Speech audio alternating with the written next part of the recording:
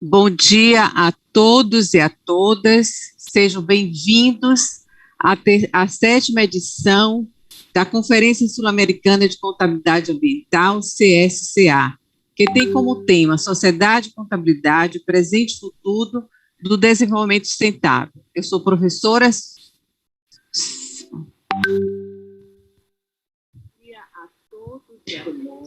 Eu sou professora Sônia Gomes, da Universidade Federal da Bahia. Quero saudar em especial a comissão organizadora dessa edição, composta pelas pesquisadoras e professoras Araceli Ferreira, da Universidade Federal do Rio de Janeiro, responsável a organizar e coordenar a primeira edição da CSCA, juntamente com a professora Maisa Ribeiro, da Universidade de São Paulo.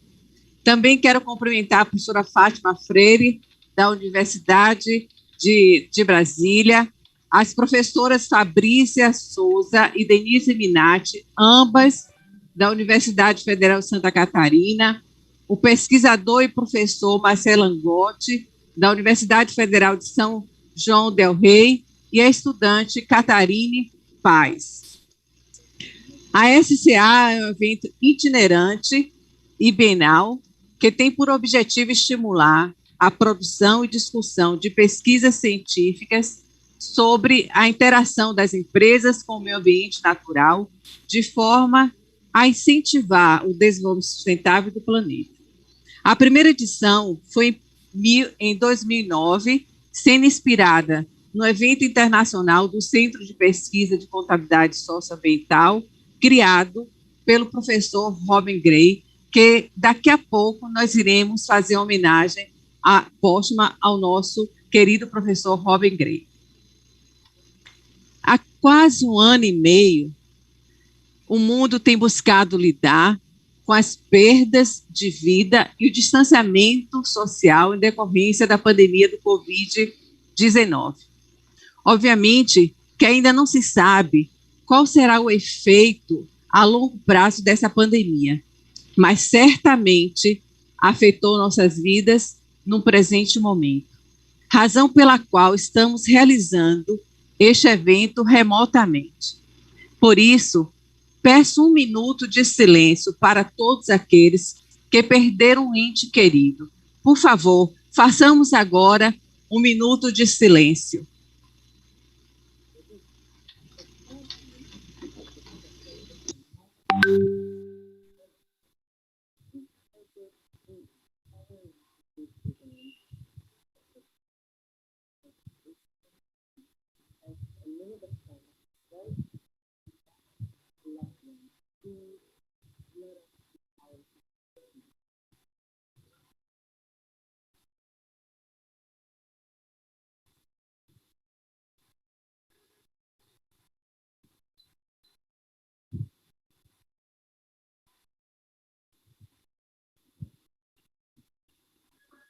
Obrigada por esse momento que para nós é tão difícil. Mas por isso mesmo que a sustentabilidade se tornou uma peça fundamental em todo esse processo. Cuidando das pessoas e do planeta, que certamente teremos forças para enfrentar esse momento difícil. Mas também é um momento de oportunidade, de muitas oportunidades, de negócios diferentes, e de fazermos coisas criativas e que venham realmente melhorar a relação que o homem tem com a sua casa, que é a nossa terra, o nosso planeta, e cuidar das pessoas. Quero agradecer de uma maneira especial a professora Flávia Albano, da Escola de Música da UFBA, que gravou uma apresentação para a nossa CSCA. O professor Antrifo Sanches Neto, da Escola de Dança da UFBA, produziu uma dança especial para este evento. Por isso, nosso muito obrigado por esses professores que doaram o seu tempo e seus direitos autorais para produzirem uma atividade cultural e, assim, alegrar o nosso dia a dia e o nosso evento. Por fim, também agradecemos a banda Encanto, que disponibilizou alguns vídeos de música. Significa que o nosso café terá uma atividade cultural. Então, todos os intervalos nossos, esses 3 dias, vocês terão a oportunidade de desfrutar de uma atividade cultural de alta qualidade. Desejo que você aprecie e divulgue os trabalhos de nossos colegas. Quero agradecer aos nossos patrocinadores. O Conselho Regional de Contabilidade do Estado da Bahia, na pessoa de seu presidente, professor Antônio Carlos Ribeiro da Silva. Também agradecemos à Fundação Brasileira de Contabilidade e a coordenação de projeto, pesquisa e estudo de tecnologia Copetec. Também agradecemos ao Conselho, ao CNPq e a todas as pessoas que direto e indiretamente contribuíram para a realização desse evento de forma gratuita e remotamente. Mas também, principalmente, queremos agradecer a nossa audiência, a todas as pessoas que se inscreveram neste evento e assim abrilhantar essa nossa edição remotamente. A nossa primeira experiência e contamos muito com a ajuda de vocês. Agradecemos aos nossos parceiros, a empresa MPEAD, que está realizando a transmissão do evento, e a empresa Vega, responsável pela tradução simultânea. Desejo que todos e todas tenham experiências acadêmicas e pessoais incríveis nesses 3 dias, pois entregamos a você, pesquisador, pesquisadora, professor, professora, estudantes e demais pessoas presentes nessa audiência e inscritas nesse evento, o nosso melhor. Fizemos aquilo que a nossa capacidade intelectual e emocional foi capaz de fazer para entregar um evento de excelência para você. É fundamental a sua participação no nosso canal do YouTube, interessando suas perguntas. Só assim nós teremos condições de trazer uma discussão de alto nível. Então, muito bom dia, tenha um excelente evento, e eu passo agora a palavra à nossa colega, professora, pesquisadora, Araceli, que é a poderosa que trouxe para o nosso Brasil essa conferência. Muito obrigada, Araceli. A palavra é com você. Obrigada, professora Sônia. Bom dia a todos. Queria agradecer a participação de vocês. Espero que a gente possa ter Eu espero não, tenho certeza, porque todas as nossas conferências produzem discussões extremamente relevantes para a área de contabilidade socioambiental, e eu acredito que essa também vai ter o mesmo resultado. Queria aproveitar para agradecer também a um dos nossos apoiadores, que é a Abracone, a Associação Brasileira dos Contadores das Empresas de Energia, que também possibilitou que esse evento, né, seja totalmente gratuito. Eu acho que, em termos do Brasil aqui na área de contabilidade, acredito que seja o único, até o momento, que está procedendo dessa forma. Então, esses apoiadores permitiram que isso fosse possível. Eu queria lembrar também que nós, por ser um evento gratuito, nós estamos pedindo doações, né, que estão na nossa página do nosso site, as informações sobre como você pode fazer uma doação, e eu acho que isso tem a ver com todo o nosso papel social e ambiental. Então, só mais uma vez agradecer a todos os nossos palestrantes, né, que gentilmente aceitaram participar, e desejar uma ótima conferência para todos nós. Obrigada. Agora eu passo a palavra à professora Denize Minatti, da Federal de Santa Catarina. Bom dia a todos. Com muito prazer que eu tenho feito parte dessa comissão junto com o grupo.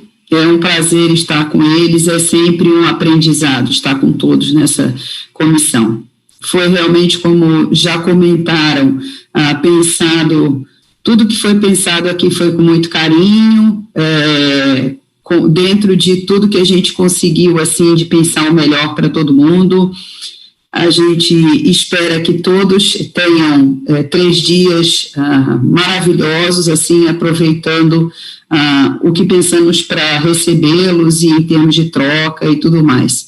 Eu gostaria de agradecer por estar junto com vocês, sempre nesse aprendizado, e que a gente em breve também consiga se encontrar. Sejam todos muito bem-vindos, usufruam bastante do que a gente pensou para vocês, e eu passo a palavra para a professora Fabricia, também colega da Universidade Federal de Santa Catarina, um grande evento para todos nós, e vamos aproveitar tudo que foi pensado. Grande abraço para todos e sejam bem-vindos. Bom dia a todos, é uma satisfação muito grande estar aqui com vocês hoje. A professora Sônia já comentou, né, esse momento difícil e a esperança que nós temos, e essa equipe, ela mostra exatamente isso, né, essa interação entre as pessoas, essa vontade de levar essa mensagem, continuar levando, né, comentou também do histórico desse evento, né, e o carinho que todos têm por a mensagem principal do evento, que é falar sobre a sociedade, é falar sobre a nossa casa, como a professora Sônia falou no início e a professora Araceli, a professora Denize reforçaram. Então, é bastante emocionante estar com vocês aqui, desejamos realmente um excelente evento, e agradeço muito a oportunidade que a equipe nos deu, a mim e a professora Denize, né, de participar com vocês na organização e nesse momento. Bom evento a todos, e eu passo a palavra à professora Fátima. Bom dia a todos. É com bastante alegria que a gente participa mais uma vez da Conferência Sul-Americana de Contabilidade Ambiental.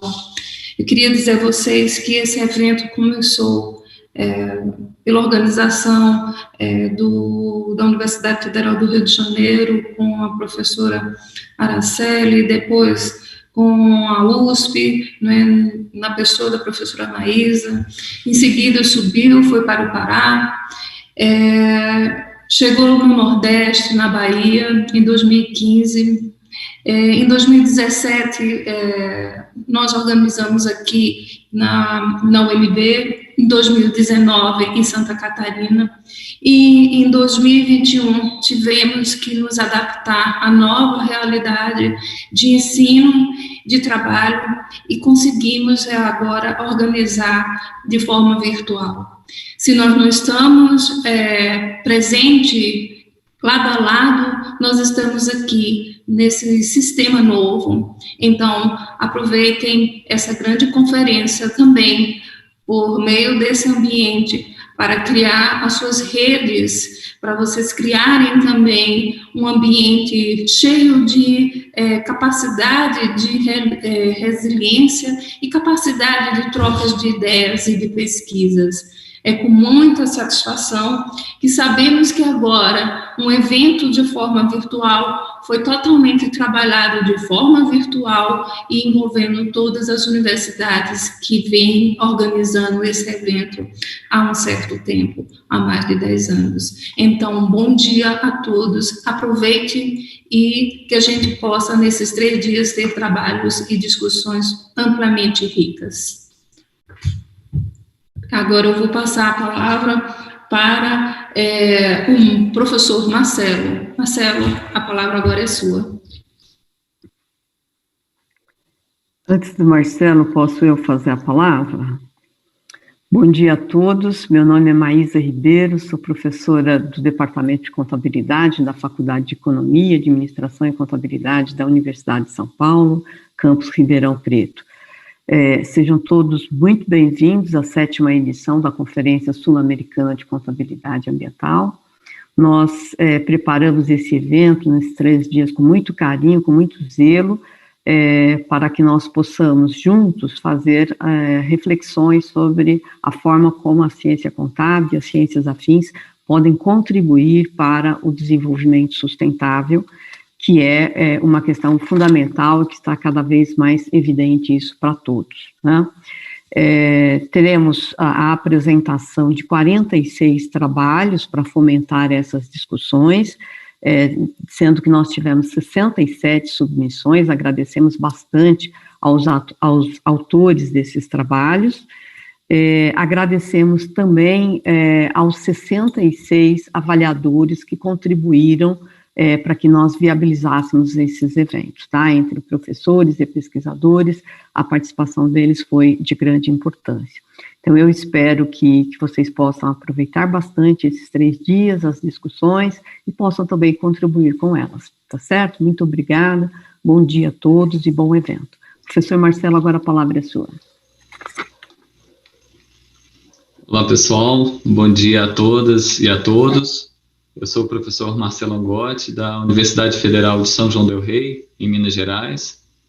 Eu sou novato nesse grupo de professoras tão notáveis, que tenho certeza que são referências não só para mim, como também para grande parte dos participantes que acompanham esse evento. Eu vou passar para vocês, nessa oportunidade, algumas instruções rápidas sobre a parte técnica e a dinâmica das sessões. O nosso congresso, nós temos 2 formatos de participação, pelo YouTube e no Zoom Meeting. Todos os links para acesso às sessões estão disponíveis no nosso site, www.csca.net.br. As palestras e as mesas redondas, né, como esse momento, serão transmitidas pelo YouTube. Nesse caso, os comentários serão realizados no chat mesmo do YouTube. É importante observar que quando tivermos uma palestra acontecendo em inglês, a gente vai ter 2 links, tá? Do idioma original e da tradução. Então, fique atento. Se você, por acaso, clicou na opção que não é que você deseja acompanhar, volte no site para encontrar o outro link. Nas sessões paralelas de discussão de trabalho, então, a gente utiliza o Zoom Meeting.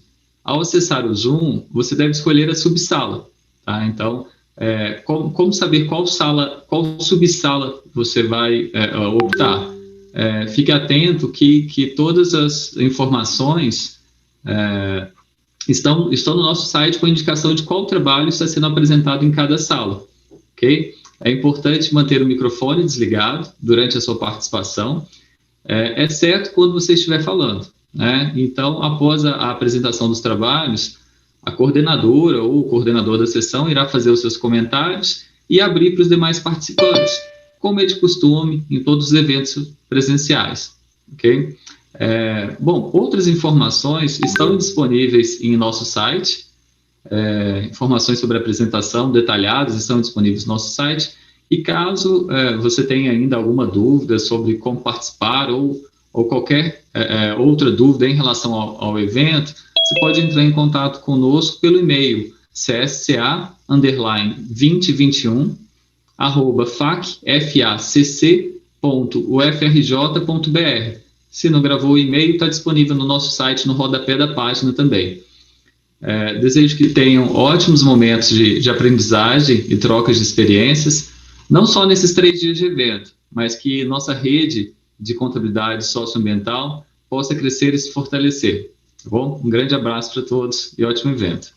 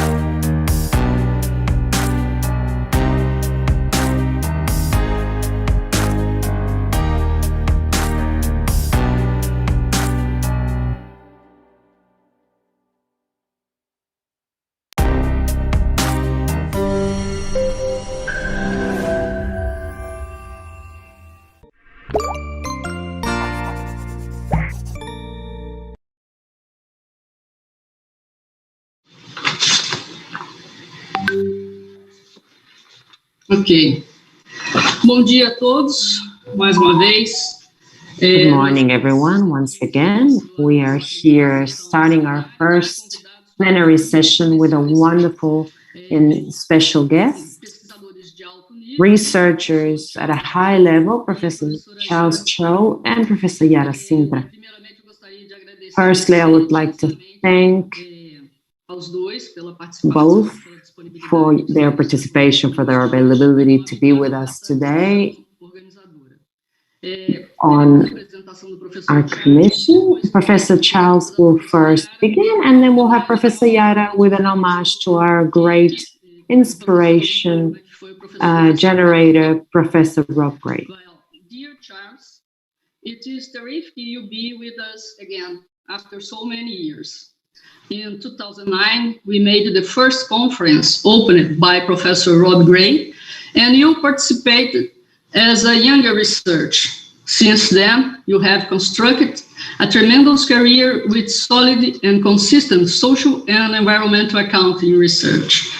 Today, you are opening this conference. Indeed, you will inspire all of us and especially the students with your trajectory in this area so exceptional and essential for business nowadays, and much more for sustainable business that will contribute to our planet's sustainability. Now, I would like to introduce you to the audience. Charles Cho is Professor of Accounting and the Erwin K. Hub Chair in Business and Sustainability at the Schulich School of Business, York University. He holds a Bachelor of Science in Accounting, a Master of Science in Accounting, and a PhD in Business Administration, Accounting track, from the University of Central Florida. He also worked for KPMG LLP and other public accounting firms for several years in auditing and taxation. His research interests include social and environmental accounting, corporate social responsibility, and accounting and the public interest. Professor Cho has published papers in prestigious academic journals such as Accounting, Auditing, and Accountability Journal, Accounting, Organization and Society, Critical Perspective on Accounting, the European Accounting Review, and the Journal of Business Ethics. He currently serves as an editor of Accounting Forum, the Accounting and Business Ethics section co-editor of the Journal of Business Ethics. He is an editorial board member of 14 other academic journals. He is regularly invited as a plenary keynote speaker at the international conference and is actively involved in the academic community as a council member of the Center for Social and Environmental Accounting Research and chair of the International Associates Committee. Recently, he was selected as one of the top 50 academic and research support projects from the Republic of Korea, Korea's Prime Minister and Minister of Education. Received the Honorable Knight Award from the University of Central Florida's Hall of Fame and was recognized as one of the top 2% of scientists in the world for 2019 in the accounting field. Charles, thank you very much to be here, and the floor is yours, or better, the video is yours, please. Okay, thank you very much, Araceli, for this introduction, maybe a bit too much. I am not able to share my screen right now for some reason of, okay, now I am, sorry, I was not, okay, it was not, okay, so I will share my screen now, sorry. Do this, share screen 1.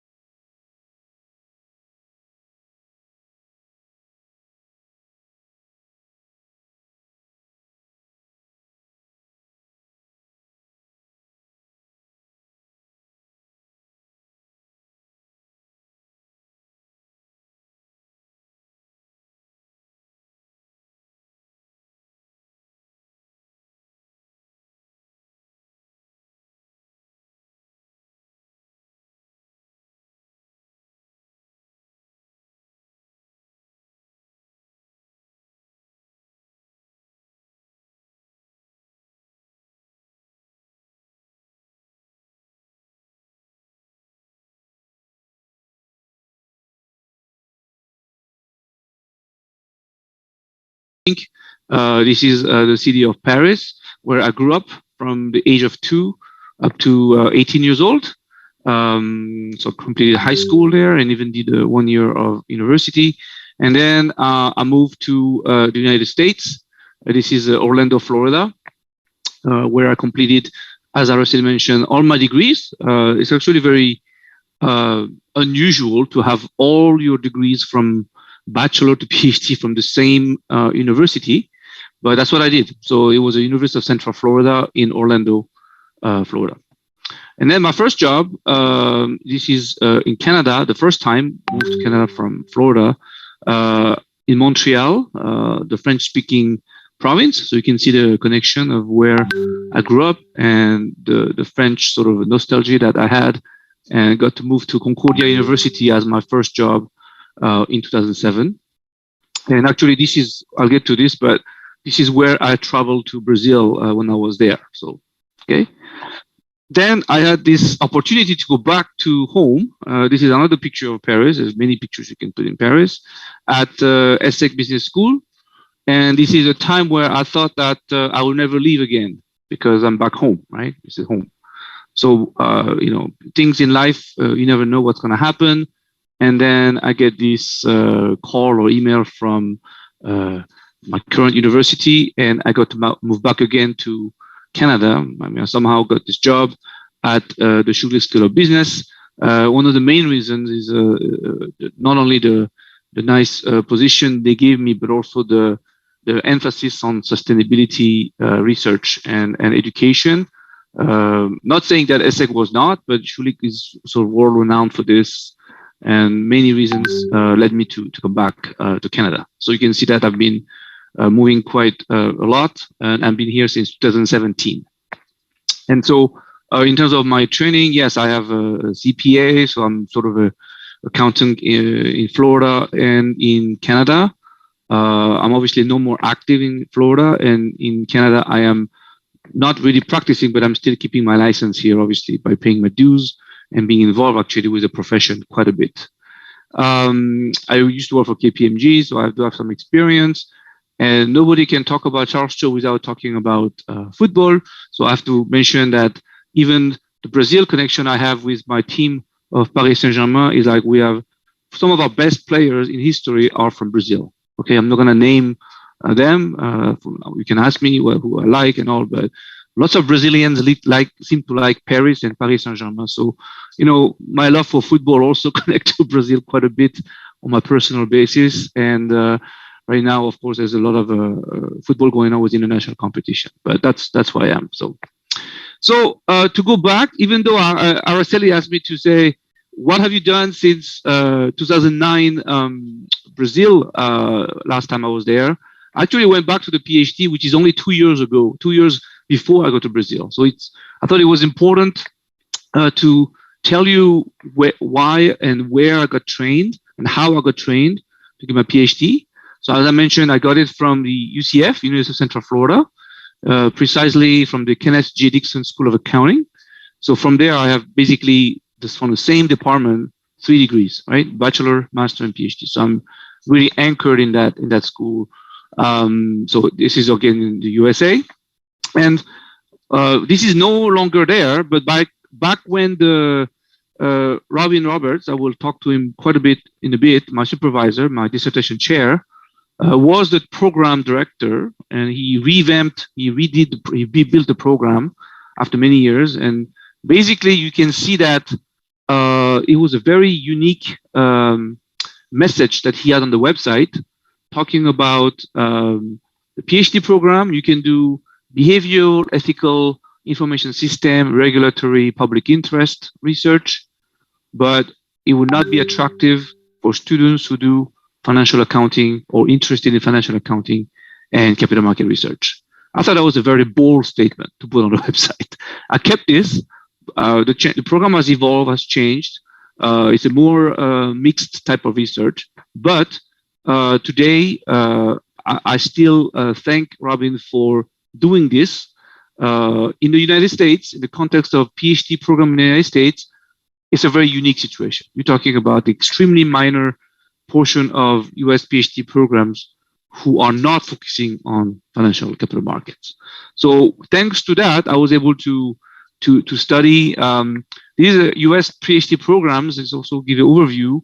It's a pretty intense process of 4 to 5 years. Okay, I got it in a little bit over 4 years. There's 2 years of very heavy coursework that you're going to take. Comprehensive examination, it takes months to prepare, an extremely intensive exam, and then the rest, usually about 2 years or so, you work on your dissertation. So when you talk about heavy coursework, I kept some folders of my courses from PhD. You can see like all of these course name, ACG 7000, but you also have courses in like statistics and political science and public policy. You know, you have complementary courses, and you take those, and those courses, they're not master courses. They're very, very intense. There's lots of reading, writing papers. So it's a very, boot camp, I call it boot camp training.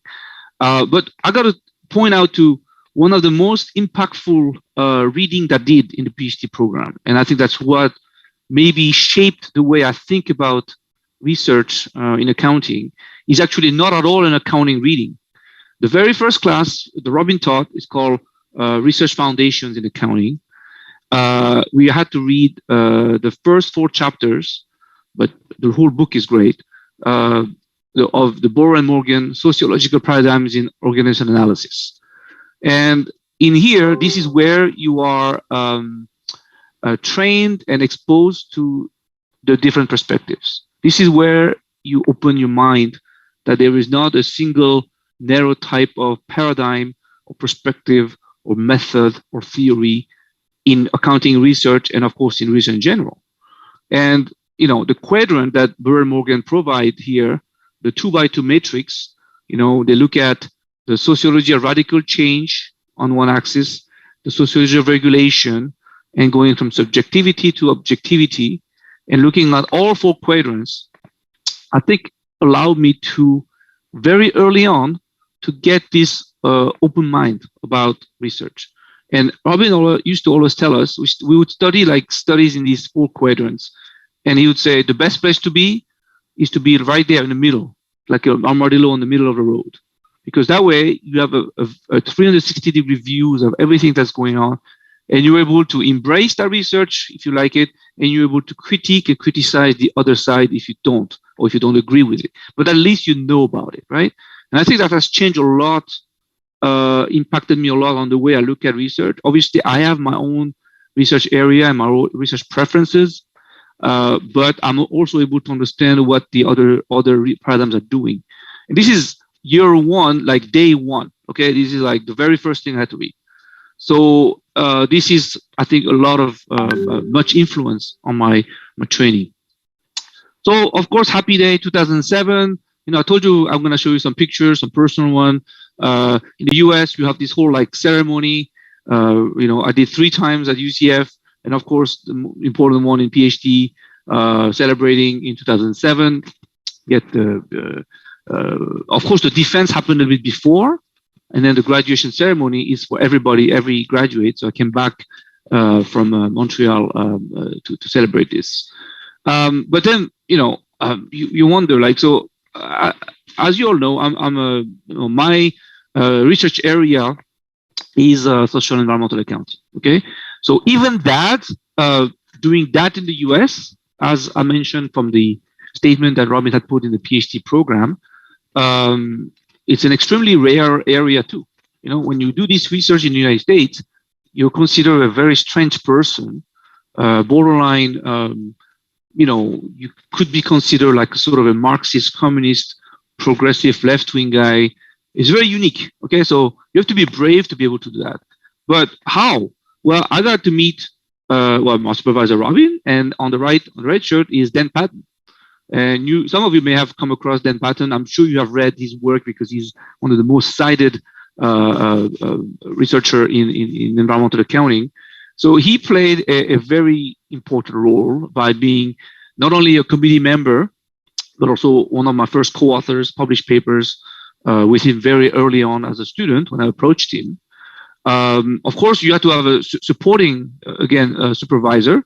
So Robin let me do it, but actually he was very happy I do this kind of research. That's what, his purpose was. But then of course it's not only relationship for work.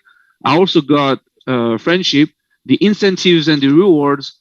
Drinking beers together, we became really good friends, and we still to date. I mean, unfortunately, not so much these days because of COVID, but kept in touch since for a long time. So every year or every few times a year, we would meet in places, and it's been a very fun journey. And I got to say, these two are my academic fathers or brothers or whatever you call uncles, my mentors. Right now, they really had a strong influence on me. I was trained in the United States. They're from the United States, but they're not really the typical stereotype Americans. Okay, they're very, very progressive minds, and of course, very, very nurturing and supportive of everything that I've been doing, ranging from writing me the reference letters, writing papers with me, all kinds of things together, but also keeping the fun. Then, as you know, I also, during the PhD program, I got exposed to CSER very, very early. So the first time I went to CSER in St. Andrews, and this is, I think, one of the first year or two that Rob Regret had moved from Dundee in St. Andrews. So CSER has become really my family. So these are pictures from the first time I ever went. I was a PhD student, second year. I had just finished my comprehensive exam, as I noted. So this was like August, September 2005. The picture on the left here is still the gateway. We still go today, I mean, up to 2019, before COVID. And then some of these people here I keep in touch. Some of them have, gone their own way, but I know pretty much almost everybody that was there in 2005. And it has really been an important part of my life. CSER has become really ingrained in me. I really, put a lot of energy and effort to this, but I also do it with great pleasure. So much that, I became quite involved. So this is the last 2019, the last time, unfortunately, that we could meet in St. Andrews. This was a group picture, which we actually really rarely did, but we somehow managed to do that. I became a council member in 2012, and at the same time, the chair of the International Associates Committee. At the same time, I still am today after 9 years. So, very much involved in this organization, which is, sort of the backbone of our discipline as a social environmental accounting researcher. Then, so I'm going to show you some pictures of the last one. It's really saddening to see this. This is almost 2 years ago, and this year we're not going to be able to meet. I'm crossing my fingers that the next year will be back. But obviously 2020 and 21 was not. But these are the councils in 2018 and 19. This is the emerging scholars also that we have created. This year is going to be the 8th one. And you got to think that I didn't just attend CSER UK. So I got to tell you that for CSER UK, I attended all conferences in 2005. I haven't missed a single one from 2005 to 2019. I'll talk about it a little bit in the next slide, but CSER France in bold, North America, Ireland, and North Asia, and South America, I highlight, were the inaugural CSERs. The first time that we had it, I was co-organizer for France and North America. I had chance to be in South America in 2009, in Ireland in 2016, in North Asia, also as a speaker in 2017, but I also attended the ones in Spain, the ones in Italy, one in Portugal, and one in ACSER as well, where I was a speaker as well. So I've been going to a lot, so I've got to know a lot of friends around the world, locally, globally. Some of the, so I was telling you the inaugural, the first CSER North America. I will always remember Rob when he came the night before the conference started, we had a dinner, and I was really nervous. This is on the first year assistant professor. I'm organizing this conference, and I don't know how it's going to go, but it went very well. And Rob just said, the fact that it happens in North America, because he told me he never believed that CSER would have ever a conference in North America, because at that time, and even before that, there was this mindset that, the United States or North America, nobody really cares about this research. Well, that wasn't really true, because we did, a few of us, and we did this conference. So he was very happy. Obviously, he was inaugural speaker, when I moved to France in 2011, I collaborated with my friend, colleague, Nicolas Berland, and we did the first French Caesar. Literally, almost the week I arrived to France, to Paris, we organized a French Caesar, and I was very happy to be involved in this. And then involved in 2013 and 2011 and organized them. So it was I'm just love to have, and I'm going to put a special word for the Rio de Janeiro conference in 2009, where I did keep some pictures. So this is me 12 years ago in Rio de Janeiro. You can see Rob in a tour and in the picture here. This is our dinner we had with Araceli, and some of the beautiful sites. These are personal photos of mine in Rio. Again, my only time there. Missing this time dearly, obviously. Glad to be here, still to speaking to you and sharing those memories. So great times over here. So I know that Yara will do a tribute to Rob, but I'm just going to have one slide still for him because I think cannot speak about my journey without speaking about Rob. I cannot speak about Caesar South America without Rob, because this was, I think I remember still with Sue and the pictures I have of Rob, probably the trip that I spent the most time with him. You know, when you go to a conference, you meet a lot of people, hang out. This is Rob where we was just, very few, well, Rob was there. I was still very young professor, and we got to spend a lot of time. And sadly, he passed suddenly last year, or it's been it's going to be a year, actually almost day to day. So that's pretty sad. This was in 2008 when he came to Montreal at my home. This was in Rio, in Brazil, in 2009, and this was unfortunately the last time I've seen Rob in 2019 in St. Andrews. Even though he had retired from University of St. Andrews, he kept in touch, and you can see the usual suspect, Robin and Dan. We went to dinner with him and Sue, and for me, at least physically, it was the last time I've seen him. So the tribute I had paid, this was a post on Facebook that I also got to distribute and publish other places. We organized an event online, and this is on Caesar Facebook live stream. And then as editors of Accounting Forum, we also paid a tribute to Rob. And today I'm still paying a tribute to him because obviously as a co-founder, as a founder, actually, the field, I mean, without Rob, I don't think we'll be where SCA research or Caesar would be, maybe even there. We don't know. Maybe somebody else would have done it, but Rob has done a tremendous job of making sure that it happens and it stays with his bold and very powerful views. So rest in peace, Rob. We think about you. So this is my short tribute to him today. So after all of this, my career theme is some of the advice I received about publishing. This was from Dan, actually, Dan Patton. There's this academic pressure that you got to publish. I'll go into the publish perish thing. And then all of a sudden, early on, when I got, we got rejected, right? Everybody gets rejected. Even today, I get rejected. Everybody gets rejections. Sometimes you get acceptance. So that's why he says, so think of it as a game, okay? A publication process. You're gonna win some, you're gonna lose some. It's like every game. I'm sorry to say, Brazil wins a lot of World Cup, but sometimes they lose. You play the game like a sport. And yes, it could be sad to say, but publishing, I see it like a game. So it's not a matter of life or death. And I took it, those who keep publishing, they're not necessarily smarter. Just because you don't publish, it doesn't mean you're not smart. No correlation there, but it's perseverance. Robin told me people just give up because they're tired of getting rejection. They're tired of these review comments that makes no sense sometimes. They just keep at it. And sometimes people will just give up and do something else, which is completely fine. And some people will just keep publishing hundreds and hundreds of papers because they just like it, they're good at it, they persevere.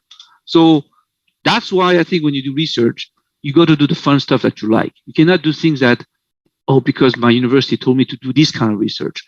My university told me you got to publish these kind of journals, or my supervisor told me this kind of thesis. No. So I'm hoping by this, this kind of a motivation, the publication, you got to, I use the word demystify, sort of, let's calm down. Let's not make this like this is a godly event or something like that. It's still done by human beings and it's still feasible. And if it doesn't work and you don't like it anymore, You don't have to do it. That's what I learned. I still liked it because I'm sorry if it comes a bit of a humble brag. The publishing game, I think I have, won more than I lost. I have published enough to not publish maybe again, but I like it because it also helps people when you publish things with students and junior colleagues, but from peer-reviewed book chapters, editorials, book reviews, all of that. It's a fun thing because it's sort of like it stays in your work, your name is on it, you have made a contribution, maybe small or maybe bigger to the literature, but I still look at it as a game. Okay, you got to. So even today, yes, last month I got my 59th paper accepted. Still get the same joy. You still get a bit more upset when you get rejected. I don't get as mad as before. I mean, sometimes I say, okay. But I do it now for also helping the junior faculty. I love mentoring junior faculty and students. I don't supervise any right now, but I have. I'll show you who I did. But I think it's also because sometimes these publications can make a difference in somebody's career and life. I look like at publishing, the P words in publishing, having this kind of effect on P words like publish, perish, pressure, pay. Yeah, sometimes you get paid. ESSEC used to pay us per publication, like a bonus, like Taylorism. Okay, carrot. Okay, persistence, perseverance, pain. This is a passport for people who want to move around if you have a good publication. And then hopefully you still have the passion to publish. If you don't have that, then everything above that, we really do it because of some obligation, right? So the most invisible part of our job as academic, I understood, is teaching and service. Everybody can see it. You're in class, teach, prepare classes, or your slides, service, you go to committees. Research for like weeks and months, we don't hear about anything you do with research, right? But, you have this publish or perish motto. You don't publish, there's a saying that you may perish. And as an academic, this is the way to survive. It is so untrue, okay? It is so untrue. It is somewhat true if you're looking for career opportunities to move up, to get more money if you want, to get better job, better positions. But as an academic, as a professor, once you've done it, I'm not saying not to do it at all. I mean, there's so much more to that. Okay, that's why I said, isn't there more to academic life? Recently I came across this thinking, and then, this is a bit of a humor. Okay, you're gonna perish anyway, right? You publish all you want, and eventually, we all perish. This is a bit of a black humor. Okay, so forgive me for that. But I started taking different roles. Once you have publications, like instead of focusing on your next big publication, I enjoy now organizing events, workshop, conferences, in person, even online now. Okay, it's not as fun online, but okay, it's helpful.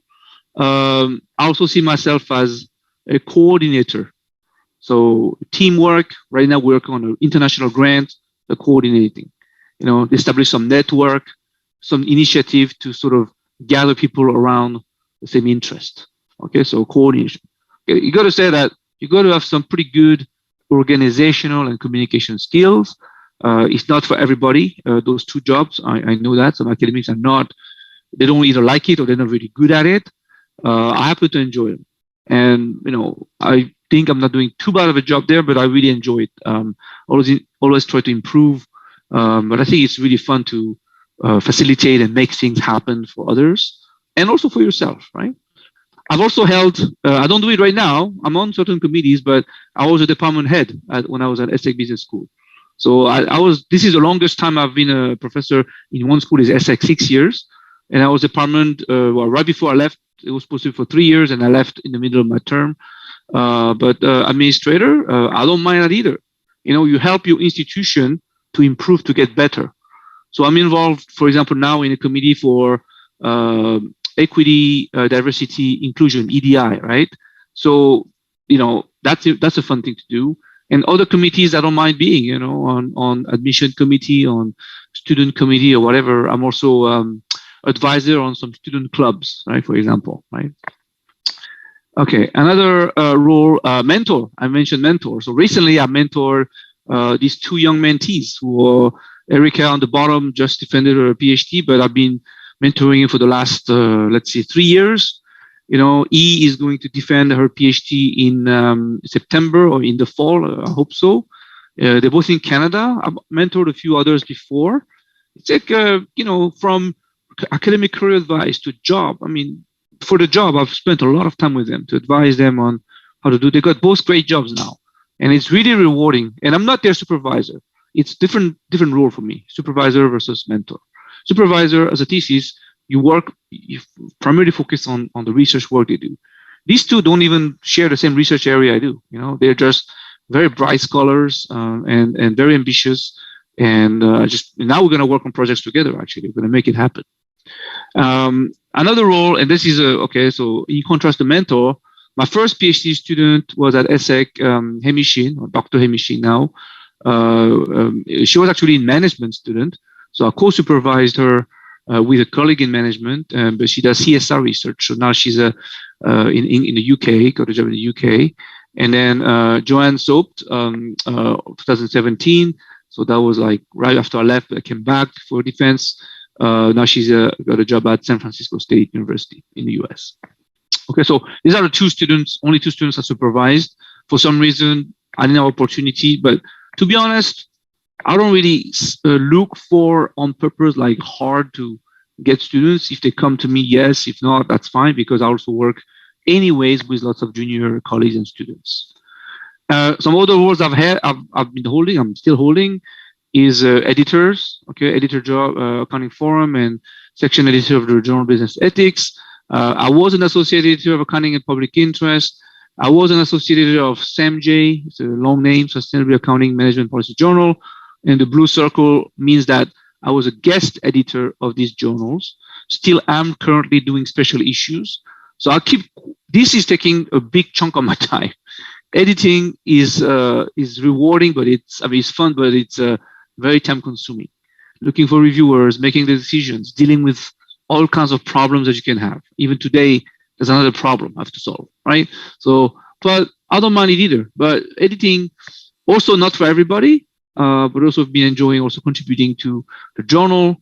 Of course, there's no free path for publication, but you also have the power to possibly help out a junior colleague if you can, looking at the research, looking at the process in the comments. So I think it has a pretty influential role. I've been enjoying giving those seminars on publishing all over the place, online and in person. So this is an example of a seminar I would give, and I would just go for a seminar, on publications. And I'm getting to this now. I'm getting for a new type of role. Like I've been blogging quite a bit. This is fun. Blog. So blog, it's not peer reviewed. It's online, huge exposure. And on the EAA, mainly on the EAA, European Economic Association, ARC Resource Center, you can just create an account and blog about things. Of course, you want to write something that makes sense. You can summarize your papers you've done. I've been doing open letters to IFRS Foundation on sustainability reporting. I've been calling on these, academic freedom with the University of Leicester, who are losing their jobs. You know, you can make your voice quite public. Yeah, it's not a peer review publication. Yeah, it's probably not going to count anywhere in my CV. It's still there. It may not count for yours, but at least you can be seen and heard. And I think it's a fun thing to do, especially when you engage with, and I get to that, with non-academic practitioners or the public in general. And then I just joke around, like I've been lucky enough, and I think I've done another one in critical perspective, but COVID-19, I've had this opportunity to publish these papers on COVID-19. Am I a COVID-19 researcher? Not really, okay? This was purely opportunistic. But I got to say that the first two up there are budgetary in Canada and in France. This one was marketing colleagues. It was a lot of fun to work with, also people outside accounting. That got me to some media interviews in Canadian local news. Even got me speak tomorrow, Korean consulate to these open seminars. Probably one of the more nervous presentations because I have no idea who's going to be there. I have no idea how many people can be there. It's completely open to the entire world. But this is also COVID-related kind of talk, right? So I've been doing that, but that's just really because of COVID. So do I consider myself a COVID researcher? Not really. Okay, I'm not. Can you do publication and talk about COVID as an accounting researcher? Certainly. There's many who have done, who have taken the opportunity. It can be criticized, but it can also be praised, right? And also something meaningful that we've been meaning, and we are lucky, Jane and I, to be able to do that. We've donated to, between Jane, my wife, and I, we have 4 degrees from the same universities. Right? I have 3, she has 1, and we decided to create a fund, endowed fund for sustainable accounting research. So this is when we announced the fund. We give the first scholarship to the student, PhD student, to do that. So we, at least that stays. It's more than a publication. Somebody will get this fund every year to do research in sustainable accounting. The last part of what I want to talk to you about is engagement and impact. This is the new thing for the last 2-3 years. I've been really thinking very hard and now taking some action, inspired by some of these articles like this. I'm not going to read the whole thing, but you got to realize that the impact that we have from our academic world is close to none, close to null, right? They're not read and not cited beyond the academic community. Okay, you got to realize that you put so much effort.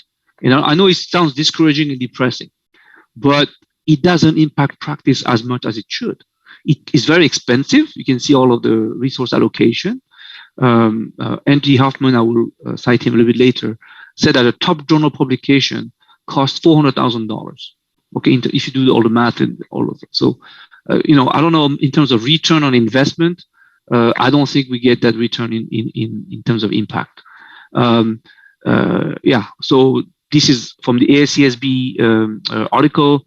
This ASCSB said, well, it costs $3.8 billion to conduct research for all the accredited school, right? There's no accountability, okay?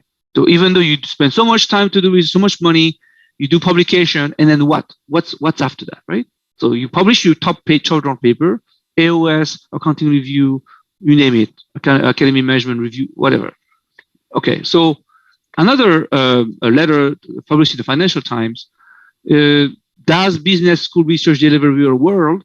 The response to that was done by 5 management professors, and they talk about different type of impact. Scholarly impact, that's sort of what we're familiar with, right? We cite each other, we present paper, we supervise students. I mean, like anything that's going in the academic world. But there's so much more impact you can think about. Practical impact. But what about practitioners? Do you have an impact on the accounting profession or on companies or corporate practices? Do you have an impact on actual society? Talk to your research about talk about your research to your family and friends, or even beyond that, just the general public. How about policy? Can you make an impact on policy? And some people do, okay, but these are the impact. And then educational, I think the first one, scholarly and educational, are something that we, it's sort of part of our job, right? And even then, try to do research that has impact, that gets cited, in the academic community, fine. Educational is a teaching. Of course, you make an impact when you teach students. We all do. So at least we have that. But in the middle, those 3, I am not sure we do such a great job. So this is a letter, as I said, signed by 5 prominent management professors that we need to go beyond the academic ivory tower. We need to go beyond the academic journals, and we need to also speak to a diverse set of stakeholders. And so that led me to sort of I have observed that accounting scholars generally, they're not interested in doing this. They're not interested in engaging with other stakeholders. Okay, where and how is our research published, disseminated, or how it is not? Well, right now we are focusing on what? Peer-reviewed journal, right? Now, this is a statement that struck me for life. I was 2008 junior faculty, talked to a senior academic, and he goes, I don't want to engage with practitioners because I'm a serious academic. That's like the worst statement you can ever make. You're a serious academic, so therefore you should engage with practice, right? But this has struck me. And I think this has lingered to me for a few years. After I got tenure, became full, I'm like, okay, I got to go against this. So use the social media. You know, it's not just posting picture on Facebook. I'll do that personally, but get a LinkedIn account, get a Twitter account, spread your research work, spread your opinions, speak up, write on the conversation, a blog that is very highly professional, right? And then you have, what is it? Yeah, the blog I was talking about, right? The blog. When you blog this, you go to social media, and I can tell you, some of these blogs and some of these posts on social media get like hundreds of views per day. So I posted an article I just published, I can't remember, like maybe a few months ago. And in a matter of like few hours, it had like 500 views. I had like 5 requests to get the paper. Like, do you think that leaving it in the online version of the academic paywall journal would have done it? I don't think so, right? So this is why it's important to go beyond that. At least for me, this is my new thing. Like, I got to go beyond this. So what I've seen is not much desire to become more engaged and comfortable being in the ivory tower in the world of paywalled journals, conferences, for academics, by academics, from academics. Okay, we're not going beyond that. This is not a good thing, right? In Canada, we're paid by public money, and we're actually very well paid. So I think it's a duty for us to engage with society and present our research. Okay, this is a very good book. I have it actually in my desk somewhere. Andy Hoffman, management professor. It's a very short book.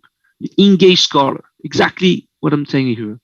You got to go beyond academic world, right? I strongly recommend.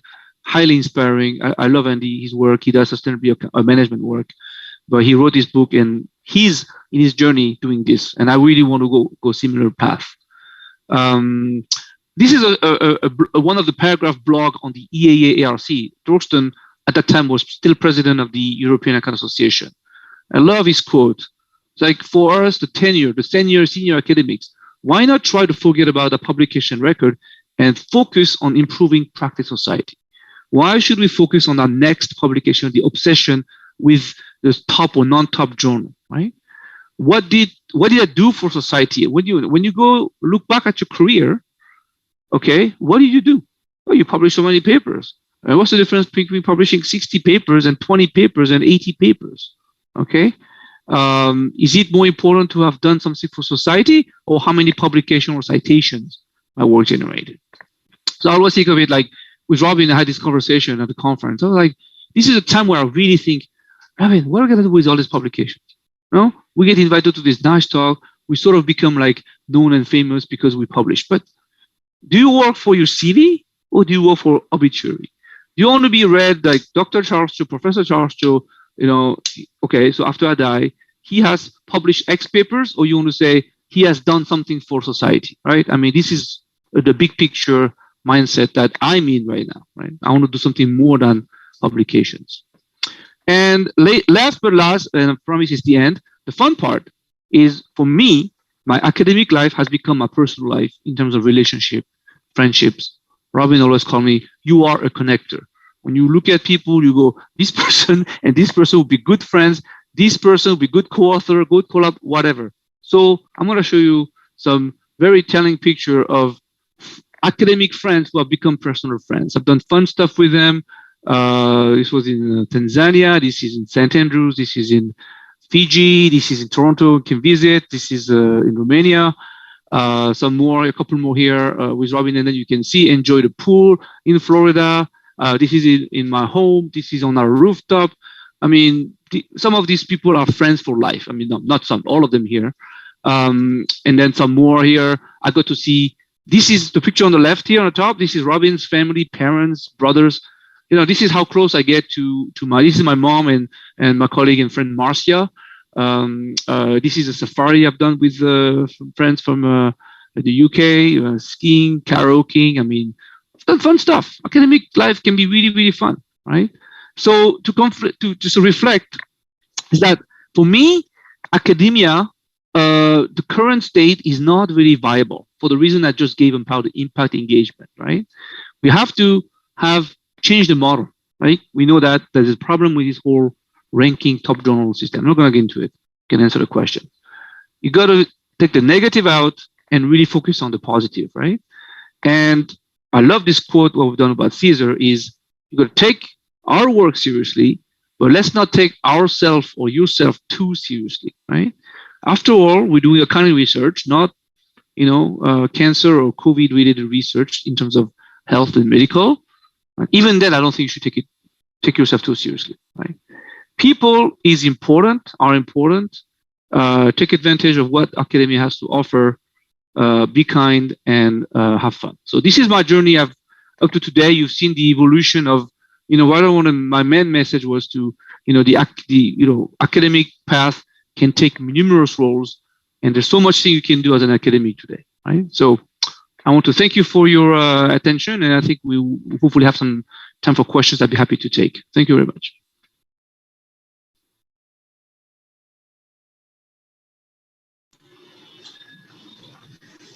Well, Charles, thank you very much. You really inspire us with your speech. We have some kind of comments. Most of the comments are in Portuguese, but all of them is give you congratulations because your speech was very good. But I have some questions from the audience. Okay. Sure. There was, here we had graduate and undergraduate students attend your lecture. What advice would you give those who are starting research in the area of environmental accounting? I would like to add how to choose the subject for a research or for a paper, okay? So, undergraduate, okay, so that's pretty good. Okay, and so I teach classes in undergraduate and graduate students in sustainability accounting. So I don't want to impose the way I teach and tell them, but I think that if I know academic articles are hard to read, so I would start by anyway. The key message is you got to read the literature. You got to get to know it. You got to read widely. And I would even say if you can read outside accounting, it's even better. If you can read in management and social sciences related to sustainability issues, very interesting stuff there. If the students are very more like scientific, quantitative minded, read science papers too, sustainability science paper. And the bridge that people can do, Jen Bevington, for example, does great work on connecting science to environmental accounting. So in terms of topic choices, it has to be driven by passion. So I'm just going to give you an example. For example, I'm part of the supervisory team of a student in the UK. He's passionate about child labor, modern slavery in cocoa industry. And I think that can relate even to South America, obviously. So he just decided that he's going to do the entire dissertation on modern slavery issues. Why? Well, because he has a personal interest. If you are personal interest in trees or in animal cruelty or in, inequalities, that's what you should do. There's no other choice. The most dangerous thing to do is to pick a topic because it's so cool and popular, because my supervisor tells me, because everybody else is doing it. It has to come from the heart. Like you're interested in CO2 emission pollution and you want to know more about the state of the planet, the Anthropocene, do that. You're interested in social justice, or maybe think about wealth inequality, modern slavery, other social issues that you can find, biodiversity. There's no right answer for what to do in terms of topic, even if it's something that is unpopular, and in fact, it could be even more interesting, go for it. Some students are very vocal and strong-minded about the supply chain, the child labor, like Mike, the student. Just go for it. Passion, go to it. Because this will help you enjoy the study more. Okay, so that's really basically the basic comments, but yeah, and make sure you do it because you want to, not because you have to. That's my main message. Okay, thank you. And to study practical problems is not so well accepted in the journals, even here in Brazil. Okay, how can we solve this kind of problem, okay? Study practical problems with the stakeholders, with the companies, and publish this kind of research. Do you have any tip for us? Another magic formula, because I don't control the journals and I don't control the culture of the university, where the journals are pretty... But you are an editor. Yes, so we still remain an academic journal. We also are open to practitioner pieces, but it has to have obviously some academic background on it, right? So some journals are more open than that. Some journals will not. So I managed to publish with 2 papers with practitioners, but they're not going to be like top journals, but they are. So one, which is very controversial, is sustainability. It was a special issue on supply chain in Canada, on procurement. You can find journals like this, and there's a very practical piece. Another one I published in Accounting Perspective, which is an academic journal. But I talked to the editor first to make sure that they understand. Some journals like Accounting Perspective in Canada and Accounting Horizons are more open to practitioner practice pieces. Okay, so you got to maybe identify, but you're not going to find journals like in the top list that will like take practice journal, and that's a problem. This is something that I cannot really change, but I would say if you have a practitioner piece, it's not only a case study, which can turn into a teaching case study, you can publish in a teaching case study, but if you can make that practitioner piece with some academic addition, then I think you could be of interest of some journals, but you may get lucky. But unfortunately, I don't have a clear answer. I know that you will find a home for your piece. It's just like maybe not the home you want, but you will find a home. And that, you know what, there was always the blog, and there's always practitioner journals, like actual practitioner journals, through which you can make maybe more impact, to be honest. You have like CPA journal, like practitioner journal, you can publish there. Why not?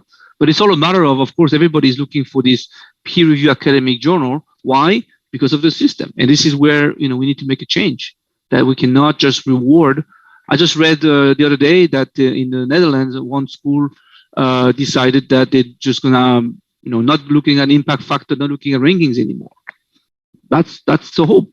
But not, it's like going against the capitalist system. It's huge, and you got to go like piece by piece, right? So that's why maybe in terms of impact, it will have, people, deans and president of the university will think, oh yeah, okay. So all these top publications, but they have no impact, which is somewhat sometimes true. Maybe it will change that way. So. Okay, thank you. One more question.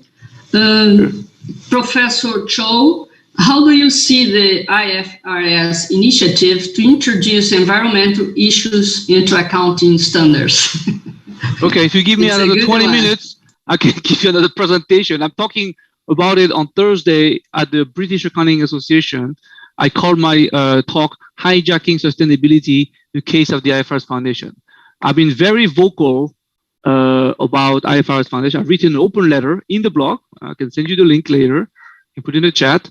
So in very short-term summary, the IFRS Foundation has basically, to me, taken over, hijacked sustainability to their favor as a political move, as a grab the field move. I don't think they have a role. I think the GRI has much more history and experience in developing standards on sustainable reporting accounting. It's the concept of their sustainability is only for business sustainability, which is concerned about the sustainability of the business, not the planet. Okay, they're concerned about information that is important and material to the investor, pretty much only or mainly. So sustainability information for what? For better investment decision making. For what? To make more money and to destroy more planet. That's basically what it is. Second, last point, they use the word materiality like they're talking about financial materiality. So in accounting, we have financial materiality under a certain threshold, 10%, 5%, 2%. We deem this amount immaterial, so we just move on. In social and environmental materiality, is there such a thing? Okay, you have 5,000 child laborers in a workforce of 100,000. That's 5%. Is it immaterial? Okay, if it's immaterial under that rule, we never talk about this 5,000 child labor, right? Because it follows a rule. So how much is enough to report? But they don't think that way. The IFRS is very good at setting standards in financial accounting, but they don't try to apply the same thing by adding the non-financial or sustainability. Erase financial, sustainability. Erase financial, put non-financial. And they think it works the same way. They think exactly the same way because they think, oh, this is another type of information. Oh, but investors are going to make better decisions. And this is a big problem for me. I've been very vocal, but they're going to go forward with it because they're very powerful. So I've been making those points in my letters.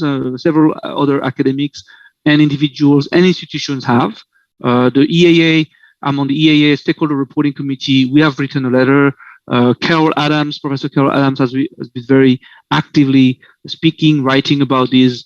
But yeah, to me, the IFRS Foundation is just grabbing a field that they don't know much about, and they want to be the standard setter. And to me, it's deemed to fail. So that's my that's a good question. Unfortunately, I don't have a lot of time. I mean, I have whole presentation on this before I've given, and I will give again on Thursday. So that's my take on the IFRS position on sustainable accounting. Okay, thank you. We have a last question because the time we have no problem. Other, but one more. Sure. Could you talk a little bit about camouflage and or obfuscation in environmental reports nowadays? Well, what's the talk about? I mean, there is camouflage and obfuscation in almost every sustainable reporting. There are fancy names like impression management, greenwashing. All of this is pretty much the same. There are efforts to fight against greenwashing, to denounce companies. Like my students in that class are doing a project on social audit, which is a famous project of Caesar. You analyze a company report, sustainable report, what they say, what they report on, disclose, and then what they actually do and what other organizations say about it, about the activities. So it's there to stay. I mean, it's still a voluntary practice where it becomes still a marketing public relations tool. There's a lot of literature on that. I mean, not only me, but many people have done work on how company paint a picture that is much more positive. So obfuscate means, okay, we're going to sort of confuse. I've done some study on language to make it complicated, to hide camouflage, to hide things, or deflect the attention to something else. Like I've done some papers on the Total case and other oil companies and all. It's a practice that to me, unfortunately, it's not going to go away because we allow them to do it. Right? It's not as regulated as it should be. More importantly, it's not as enforced and monitored as it should be. So, I mean, one way forward is people are getting aware of this. There's campaigns against it. People are more they understand what they're doing. I think that companies now may be more careful, but sometimes they come up with even better greenwashing practices. Okay, they deceive more. It's a sort of deception game. So because they know that some of their activities are inherently environmentally impactful, negatively impactful, socially detrimental, tobacco industry, oil industry, defense industry, chocolate industry. I mean, we know that there's a lot of problems with those industries, especially those. So do I see it go away? No. Do I see it change? Yes. Do I see it improve? Not necessarily. I think they're going to improve the greenwashing practices. So it's going to be a brain fight. Oh, I'm going to detect what you're doing. I'm going to know what we're doing. Fortunately, we are here, academics and activists, NGOs, society, to sort of go after, be vocal. Social media is powerful. Do that. But yeah, unfortunately, I don't think it's going to go away. That's how it's built. So.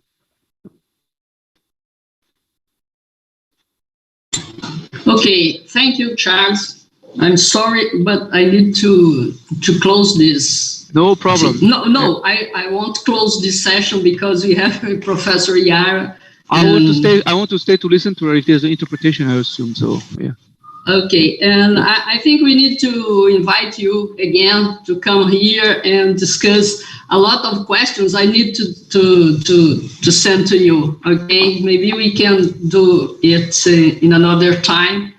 You can come, maybe in personal.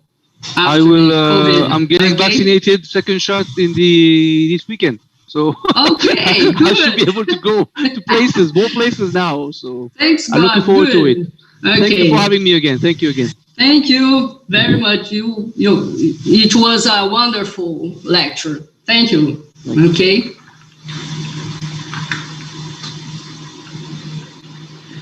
Well, now... Oh, não. Agora eu falo em português.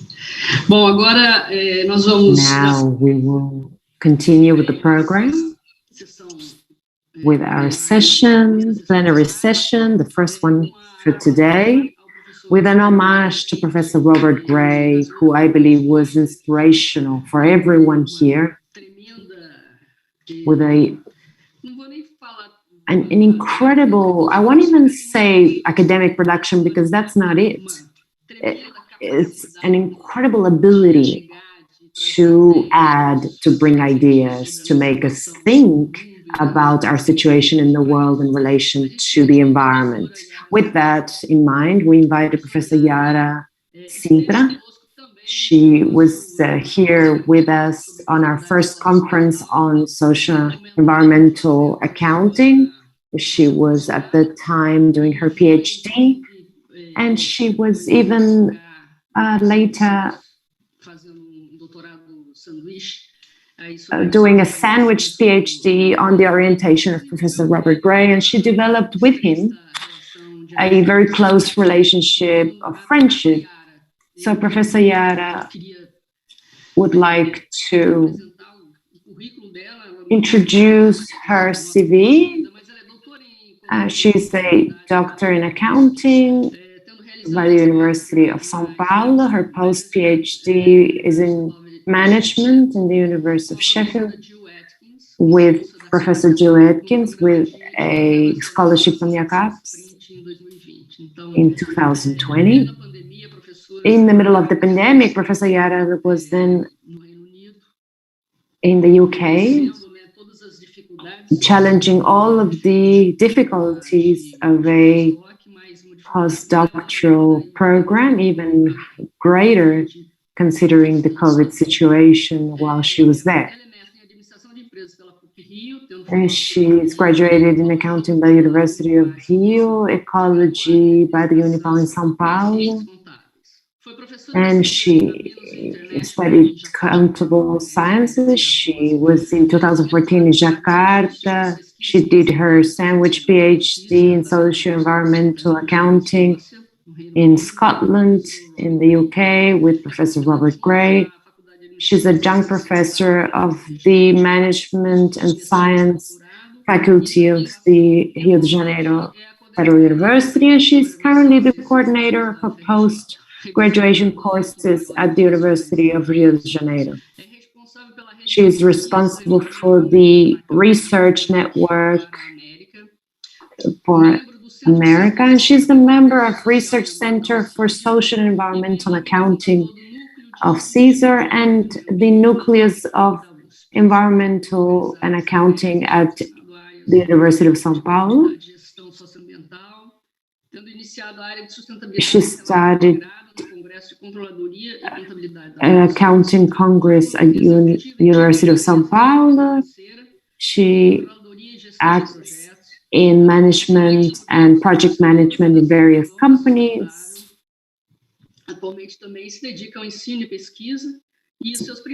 And her main themes are sustainability, socio-environmental accounting, and management control on account and management accounting. Thank you very much, Professor Yara, for being here with us.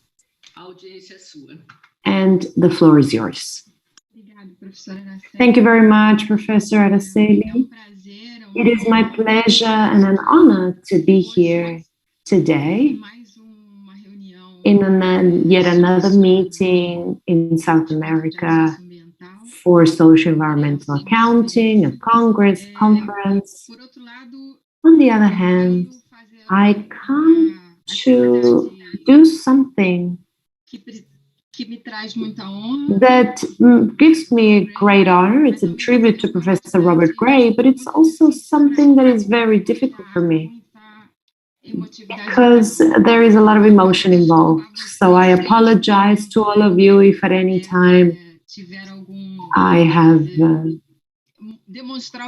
any sort of demonstration of emotion, and I also apologize because I am having a challenging time with my earphones, and none of them were working this morning. I charged them all. It's Murphy's Law, so I'm having a little bit of difficulty with the sound. Perhaps I even take them out, and perhaps I speak directly without the headphones. Can you hear me well? First of all, I'm going to share my screen. Just a moment, please.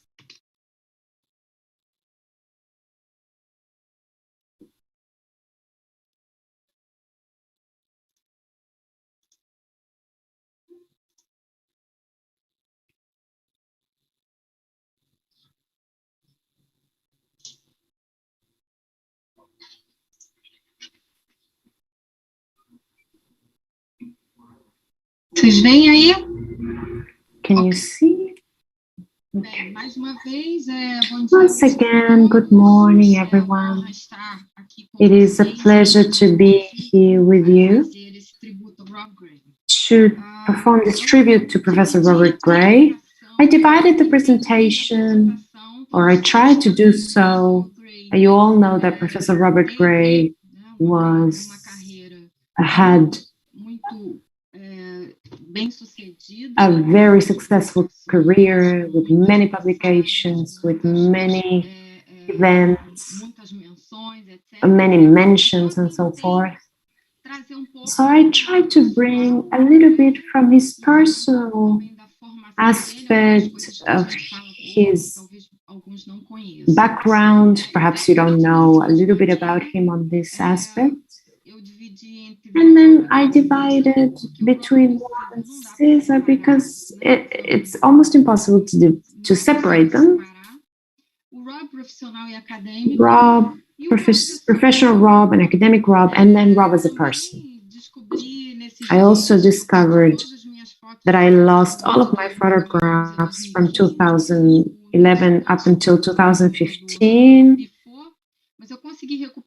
But I managed to recover some photos that, despite them not being in very good quality, enable me to show you a little bit about Rob. The other thing that I can tell you about him is I took from a presentation of Rob himself in the UK, in Scotland in 2005. They call this summer school. Rob called it summer school, and it was called this way at the beginning. So I even took some parts of his presentation, and I'll bring a little bit of sort of snapshots from his presentation. First of all, when I met Rob Gray, where did I meet him? How did I meet him? How did I get to him? When I started my PhD at the University of São Paulo in management, the area in which I was working, I didn't have any relationship with anything environmental or sustainable management or companies. But as I moved through the course, I had contact with systems, and I started becoming more interested in researching this. As I started researching systems, I encountered this Rob Gray person who had all these articles that I was very curious about and very attracted to. And I discovered that he was the leader, the head of a research center, Cesar, and that this research center was in Scotland, a country that I always had an interest for. So it was something that almost seemed like it was set up for me. In 2008, I decided to go to the summer school to CSCA Congress in Scotland, in St. Andrews, and I went to meet the team, the research center, and even more importantly, Rob himself. Why? Because I had the intention of doing my sandwich PhD, and I wanted to meet him and know whether he would take me on or what I needed to do so that he would accept me, take me in. I was very well received. Sue Gray worked there. She's his wife. She also worked at CSCA, and she organized for me a meeting, an interview after the summer school Congress. Rob, to my surprise, was quite simple, quite direct, and instead of asking for me a whole lot of documents or that I would write a million things, he simply spoke to me, and he said to me that if I wanted to go, he would receive me, he would take me on, he would be my co-mentor in Scotland. So I was very happy after this meeting, preparing myself to, in the next year, be able to go to Scotland. Rob is CSCA. The CSCA Center for Environmental Accounting was established in 1991 as a unit of research, networking, collection, and information spreading in this arena, this area. We will talk about this, but this area that he called social accounting.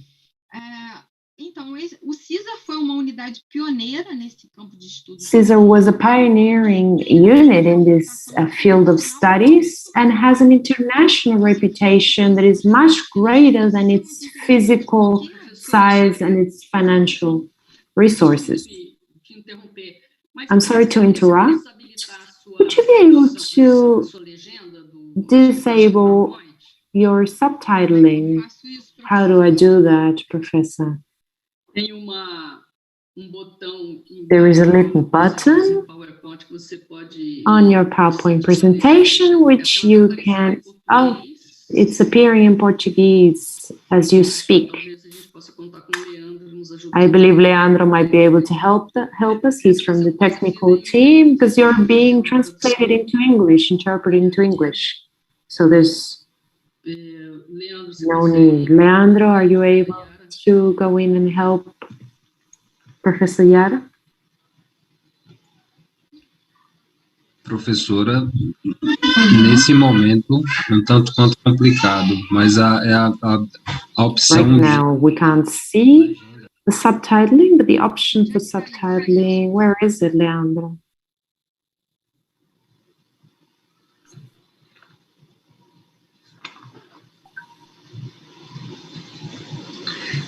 Parece que isso está na sua apresentação no PowerPoint. Quando fica no modo de apresentação, professora. It's in the presentation itself. If you can...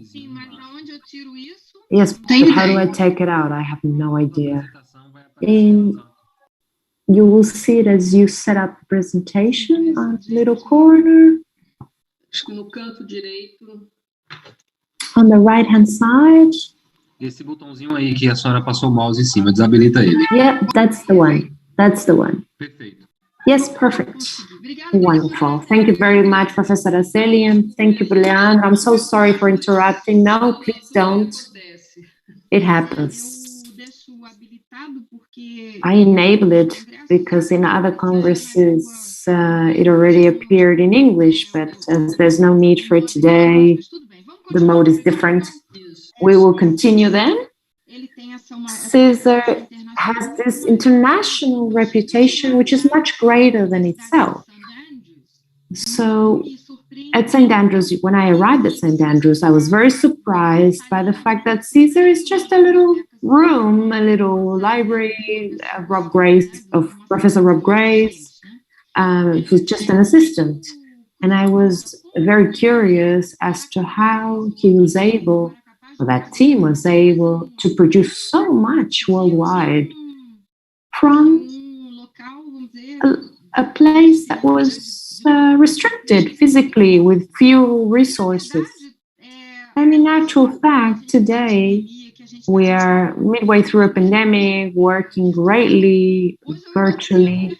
I understand it better. I understand perfectly how they were able to be so productive and successful at that time in research and in activities with people around the world, because they use these resources that we have at our disposal, these virtual call resources, email, Skype, etc. At that time, they didn't exist as far and wide as we have them today.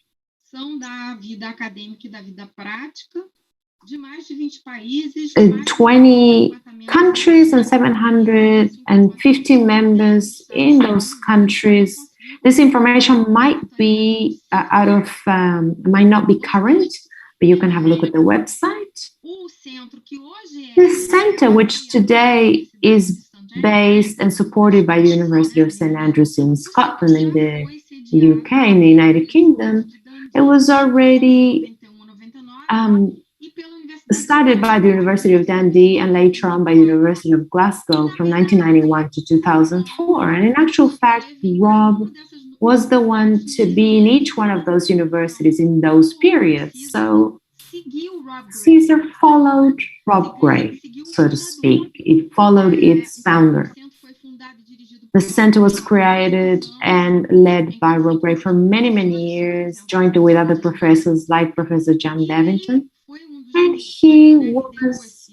he led this group up until the time that he retired, perhaps 2 years prior to retiring.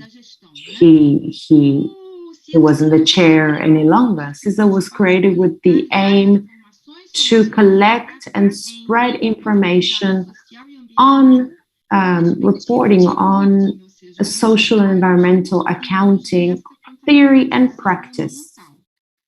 Up until 1989, these slides are from a presentation of Rob himself, and they're quite peculiar because he used to tell that up until 1989, social accounting was quite well defined, and afterwards, but environmental accounting was not as well known.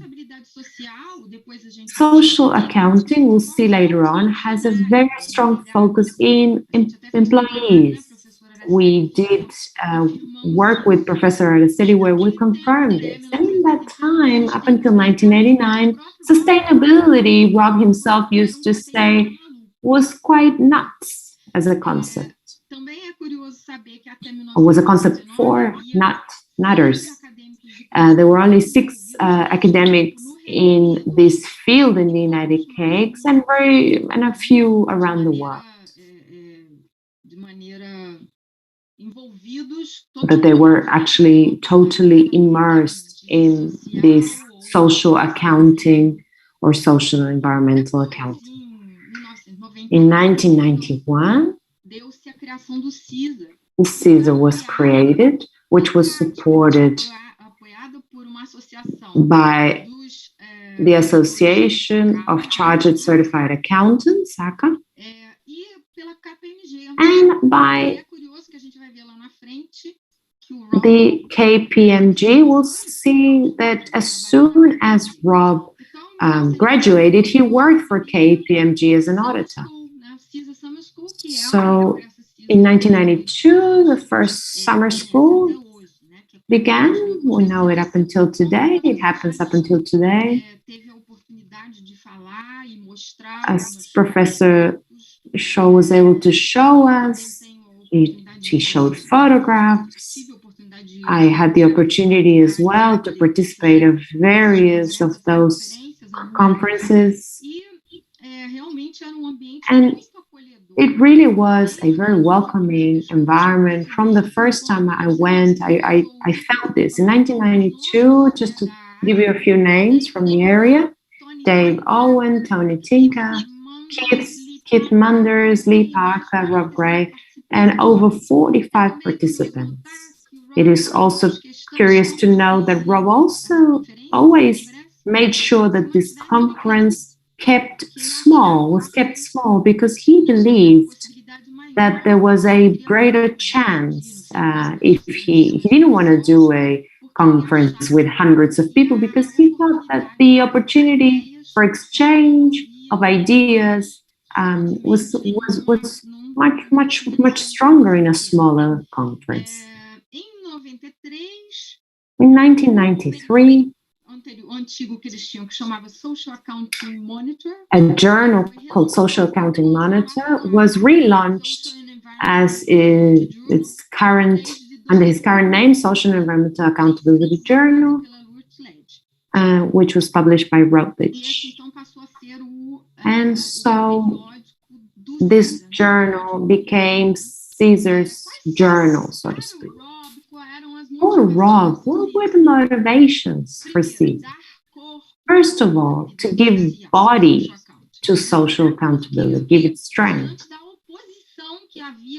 In front of the opposition, to make it real, there had to be a group that opposed these difficulties to make this real, to make it possible. Something else that he said was to be part of something in which people felt part of, support researchers, professors, etc.,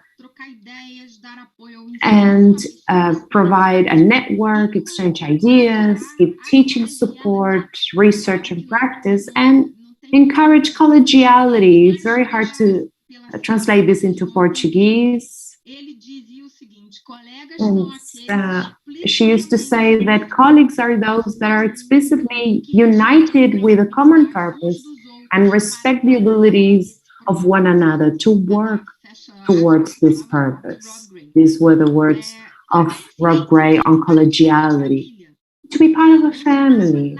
And he used to say not to reinvent the wheel. He used to use this term quite a lot, to use a group that was already quite well-oiled, and that they were able to develop in a project along the way, to keep the focus on this life or death character.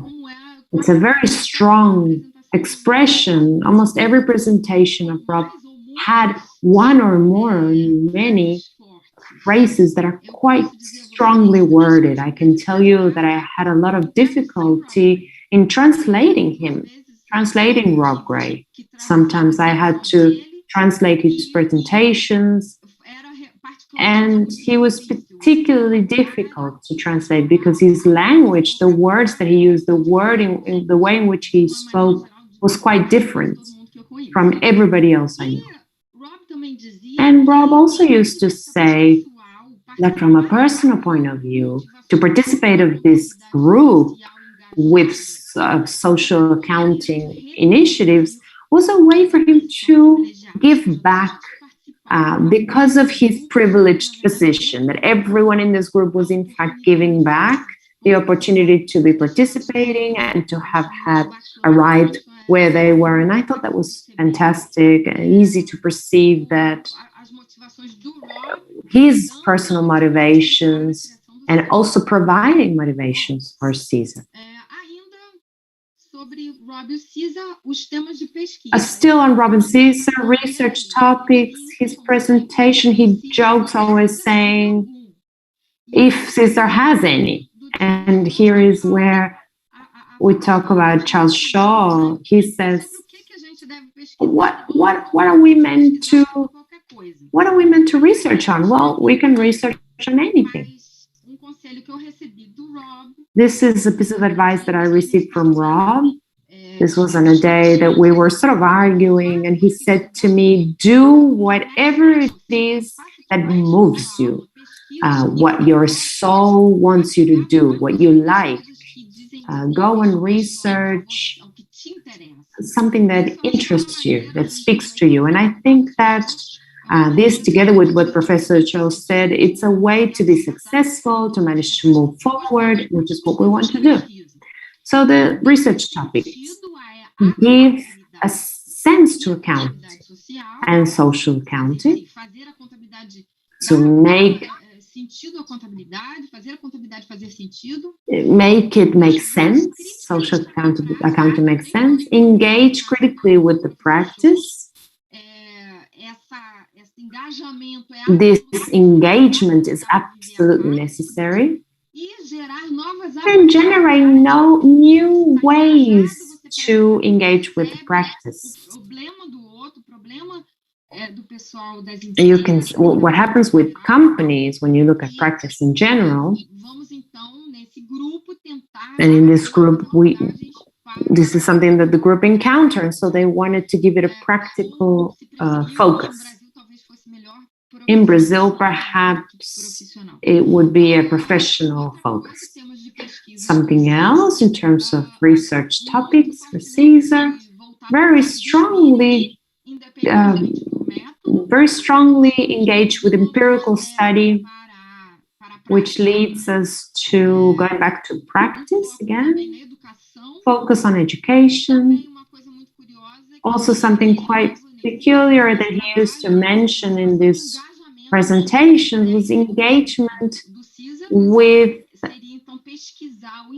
research, engagement with mainstream, with traditional accounting, with regular accounting, so to speak, and with critical theory as well.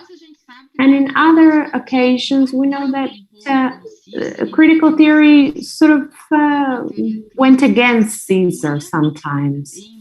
Critical theory was in debate, was in opposition with CSCA. This idea of engagement was something else that he used to say, never to give power to research as an end to itself. And last but not least, which I find very important, research topics or ideas for research are there to change the world. Never losing the view of the whole, given a pragmatic attitude, and also, as Professor Cho mentioned, take the work and not yourself seriously. I brought here two little jokes, two little comic strips, all copied from Rob. This was typical of all of his presentations. There was always a joke, drawings, GIFs, curious or funny bits that Rob, with his very different humor, would always bring for us. And this is a publication from the Financial Times in 1992, saying to add eco-accountant to the biodiversity list. So they discovered the accountant, the curious, funny thing that he brought. Pouquinho mais questionador, em que dois homens de negócio estão conversando frente a uma fábrica que vocês podem ver aí gerando bastante poluição, e um dizendo para o outro que, olha, eu não cheguei aqui hoje me preocupando sobre contabilidade social, né? Então, ele pescava, ele tinha uma habilidade, eu fui aluna dele, né, assisti uma disciplina durante meu tempo de doutorado de sanduíche, e no material que ele disponibilizou no curso, nossa, tem um monte dessas charges, um monte desses desenhos, dessas caricaturas, essas mensagens, que sabe-se Deus como ele conseguia reunir. Agora nós vamos passar para o Rob profissional e acadêmico, e eu vou contar algumas coisas que talvez não sejam de conhecimento de todos. O Rob graduou-se... So Rob graduated as Bachelor in Economy and Accountability in 21 years, obtaining the records and the registrations on the way. And you see this in Ferreira, Ribeirão Preto, where you had the specialties that are together. After he was graduated and he got to KPMG, become senior. And in 1977, he was fascinated by academy and he has never stopped. He started his work as a professor in a polytechnical school, probably very focused on the accounting aspects and the technical issues. And then he was in Wales and in Scotland. They were in universities before being in St. Andrews. And he was in Australia, Poland, South Africa, New Zealand, England, and Hungary as a guest professor.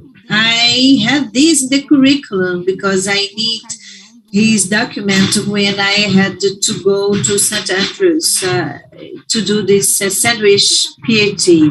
These are things that you do not know. It was like Robert Greene, where was 200 years old. How could made it so young? Rob had many research degrees, like research diplomas. He had the PhD and he had the diploma in doctorship in 2004, where they had the modality of the work published. He was famous by that time already with a lot of publishing, and we didn't have this updating of the work, but in 2009, Rob had 276 publishing articles published.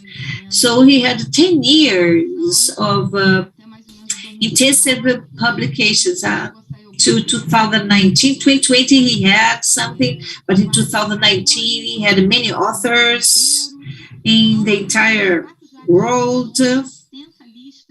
And he had the intense list of publications. And he had his PhD increased the records that they have. It took some time for have this level of titles. He was not very concerned about that anyway. He taught many disciplines in social accounting and social report and social responsibility, the corporation, and accounting of end use, system of managerial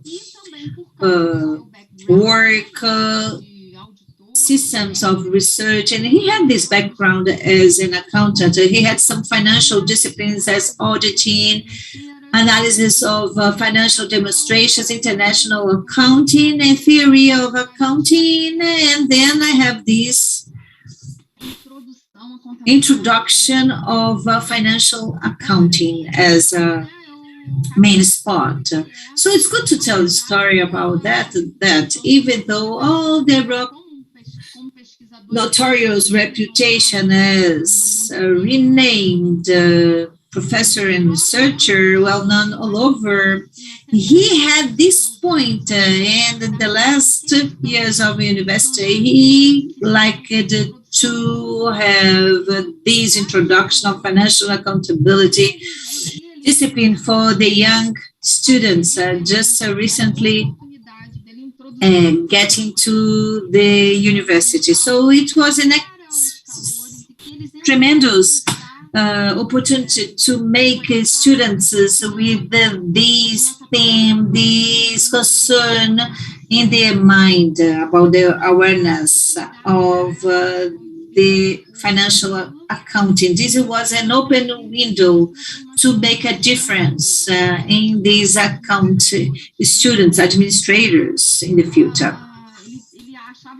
And he thought that made a lot of difference to talk about environmental responsibility and accountability.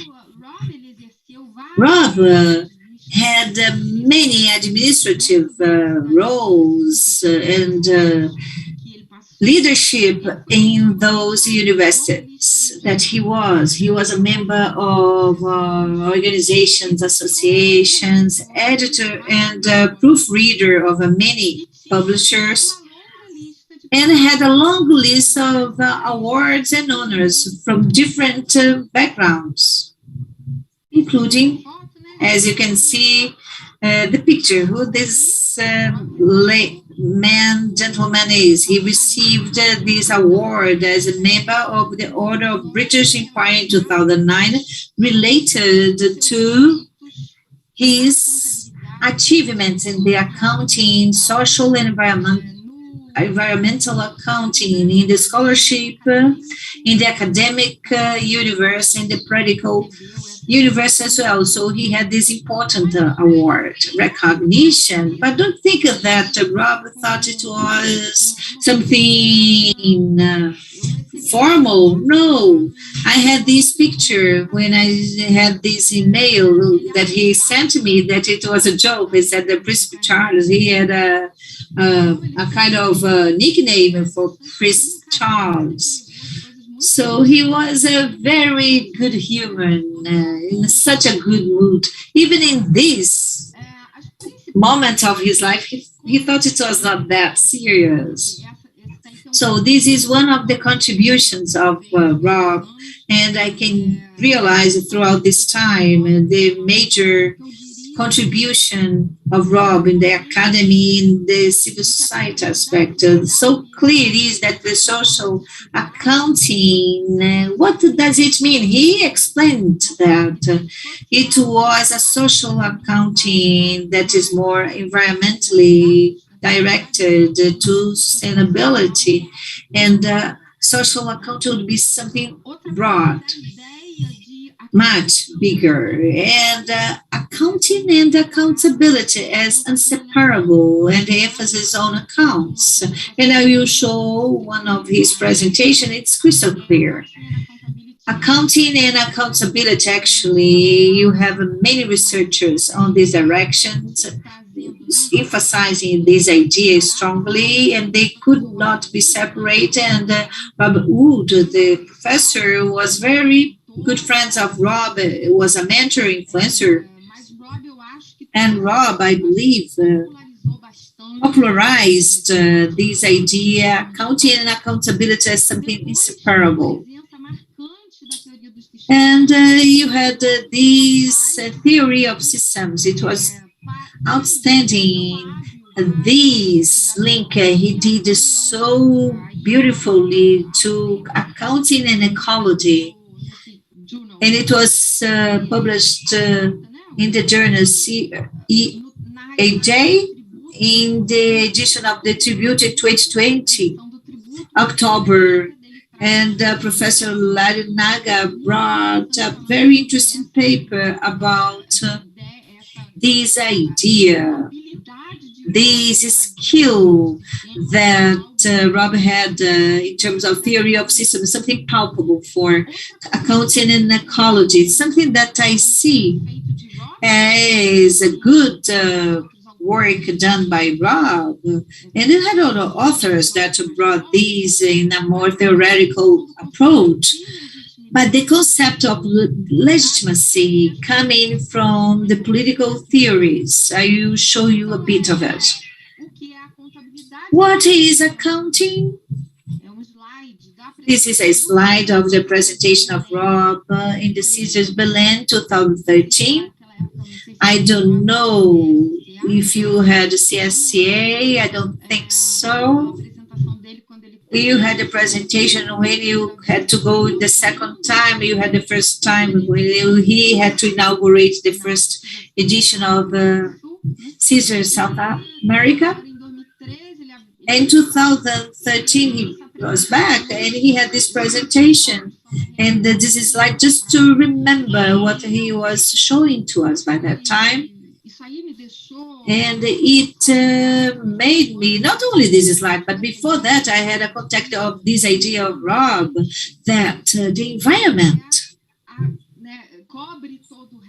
covers all the economy aspect, having a parallel, the social account that is driven not only to the management of the companies, but the society.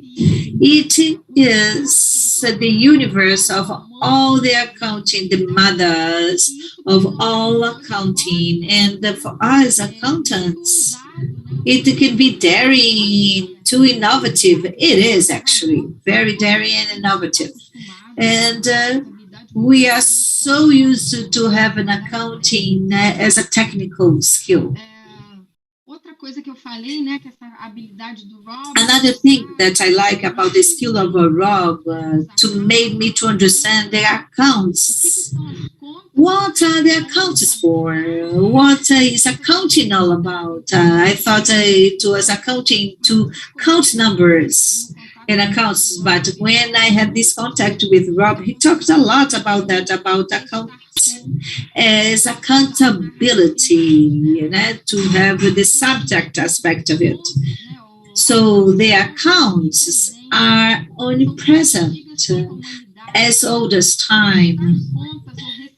When you receive accounts as part of our lives, and you do this informally with families and friends, you do it formally with in the conventional accounting, and there is nothing that determines how the accounts must be, and the accounts should look like the conventional accountant. There is a kind of daring and transgression about this account that should not look like at the first sight with the traditional accounting.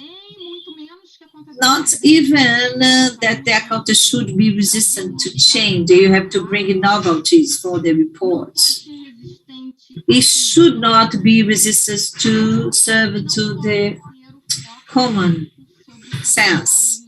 And you should not have only the capital investors as the main focus. Besides that, other thing that I bring is one of the major contributions of Rob. It's known as the theory of accountability.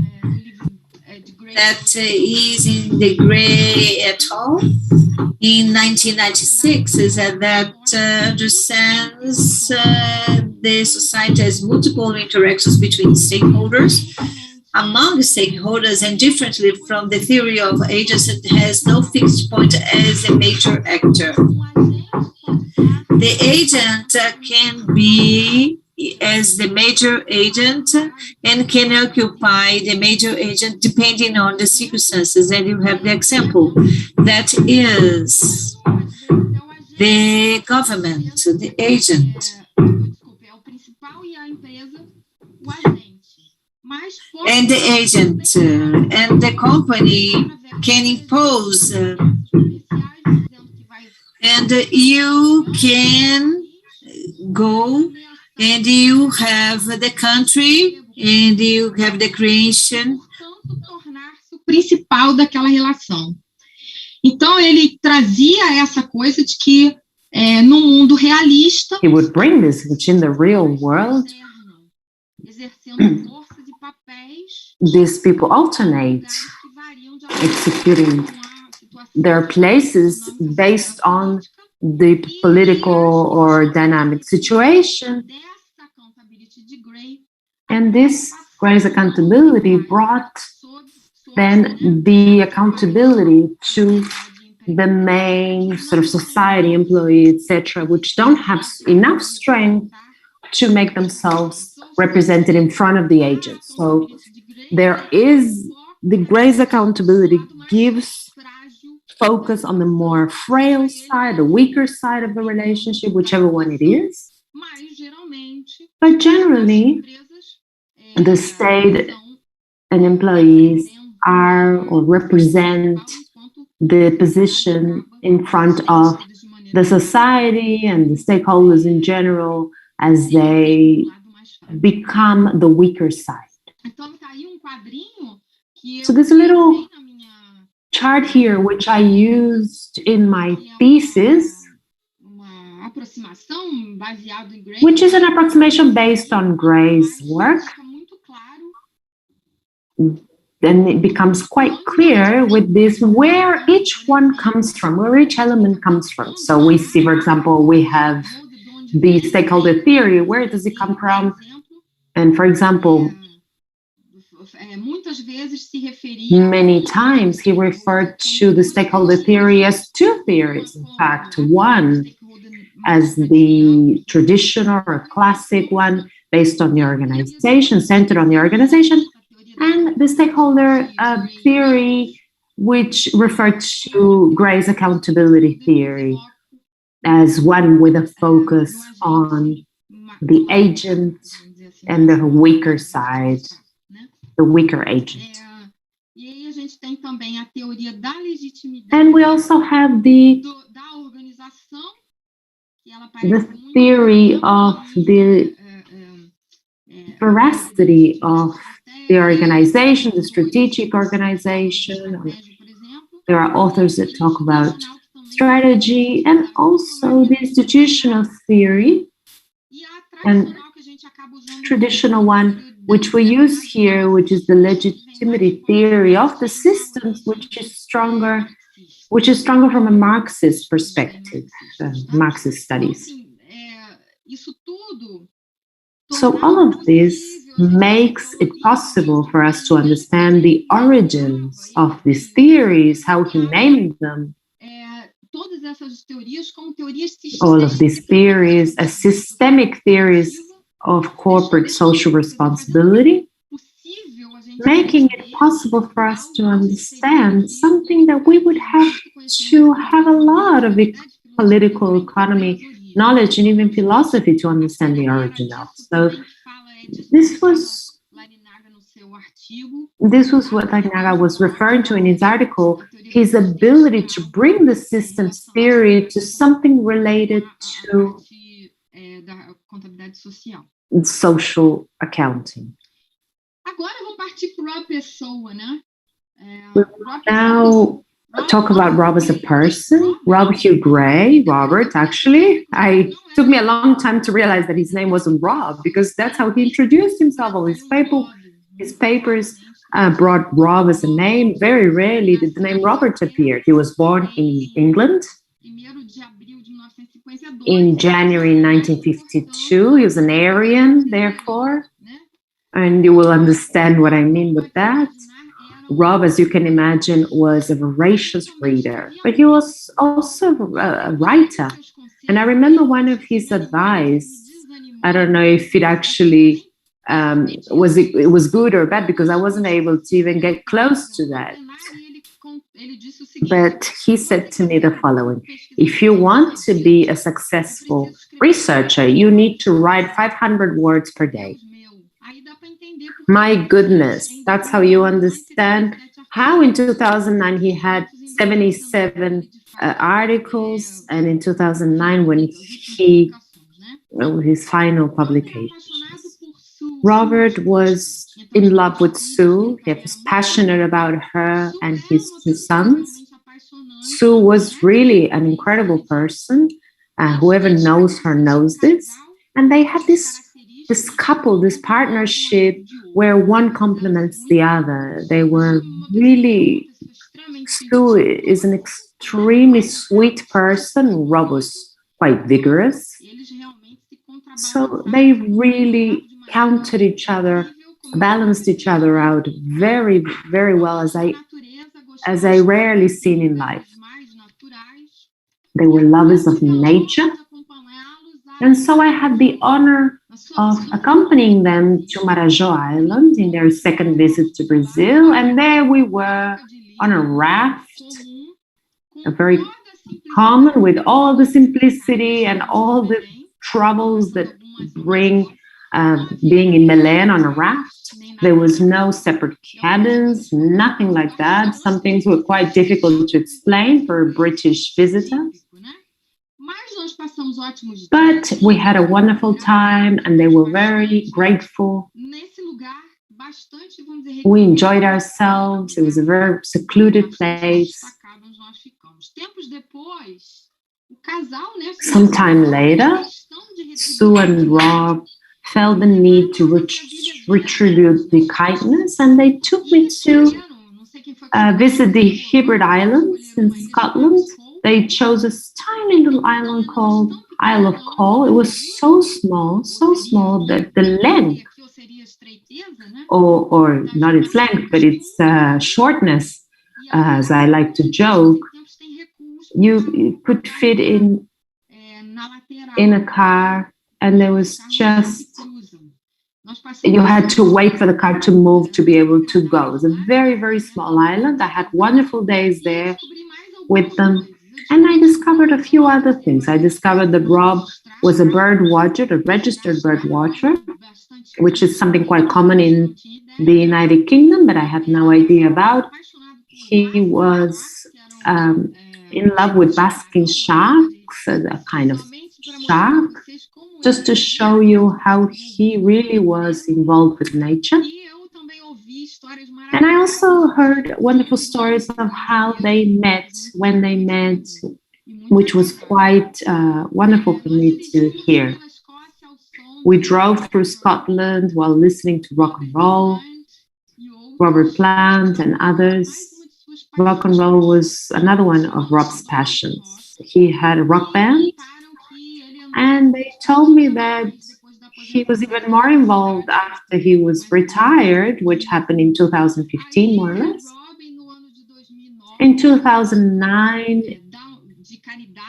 in a charity event of the University of St. Andrews, he was playing with a few other professors from the University of St. Andrews as well. He was there as the band came together for this charity event. Rob was a passionate person, of those that defend an idea and fight for it vigorously. Once I went to tell him of some news of a common friend whose roads they were not really along the same lines, and he was upset. And I told him, he was quite funny how he had this personality, and I had to say to him, hang on, don't kill the messenger. And he started laughing, as was his habit. Lots of stories to tell. Rob was a charming person, but he was also difficult. He was my co-mentor during my sandwich doctorate. But for 6 months that I was there, we had some difficulties many times. Rob wanted for my project to be a different one. And because I didn't want to change my project in the way in which he thought it should be, because of a series of reasons and other engagements I had and so on, he used to get mad sometimes, and sometimes he used to ice me out. He was, before anything else, a critical person. So it was quite difficult sometimes to listen to him. But with time, I became more and more used to him until, I don't quite know which year this was. I said to him, Rob, look what you did to me. I am mad like you now. And he reacted in the most unexpected way. He hugged me very warmly. And his affection, the way in which he behaved was as if he was proud of me. It was like, oh my goodness, finally you understood why I'm sometimes like this, a little bit mad or harsh. So here are some photographs just to show you. This was my first visit to St. Andrews, where I met them in 2008. My first time there. This is in 2009. I apologize because this is obviously a personal point of view. This is Rob making faces as we took the photos. This was in St. Andrews during my PhD process. Here, when I was leaving St. Andrews, I had already established this friendship, which would last all of these years. And again, here in another Caesar, I think it was 2012, Rob always making faces, laughing joking around. That's the way he was. Here in the celebration of their 60th anniversary, 60th birthday, I think, not anniversary. This again, I was here with them, such a lovely couple that I liked so much. And here, once again, big smiles, endearing smile. He really did know how to make you mad, but he also had this big smile and joy and humor, and it spread to you. This in Belém in 2012. Here, Professor Araceli with them as well. Wonderful memories. I have few photographs, but luckily I have these. And here, a photograph of our adventure in Marajó Island. We walked, we did tracks. It was quite interesting because they were quite avid walkers. They would wake up early, want to go along adventures, and they were surprised by the nature. This tree here, for example, they wanted to take this photo because it's such a different tree for them. So, using a phrase from a song, goodbye was also made to say bye-bye, so long, farewell. Professor David Owen, who was co-author and friend of Rob's, once said, for most of the environmental accountants, their research school represents a central part, fundamental part of who they are. And this was particularly true with you, Rob, and we all miss you. Thank you. Professora Yara, thank you so much for this story, for this lived history. It's not just academic papers. I think to show a little bit of who Robert Gray was,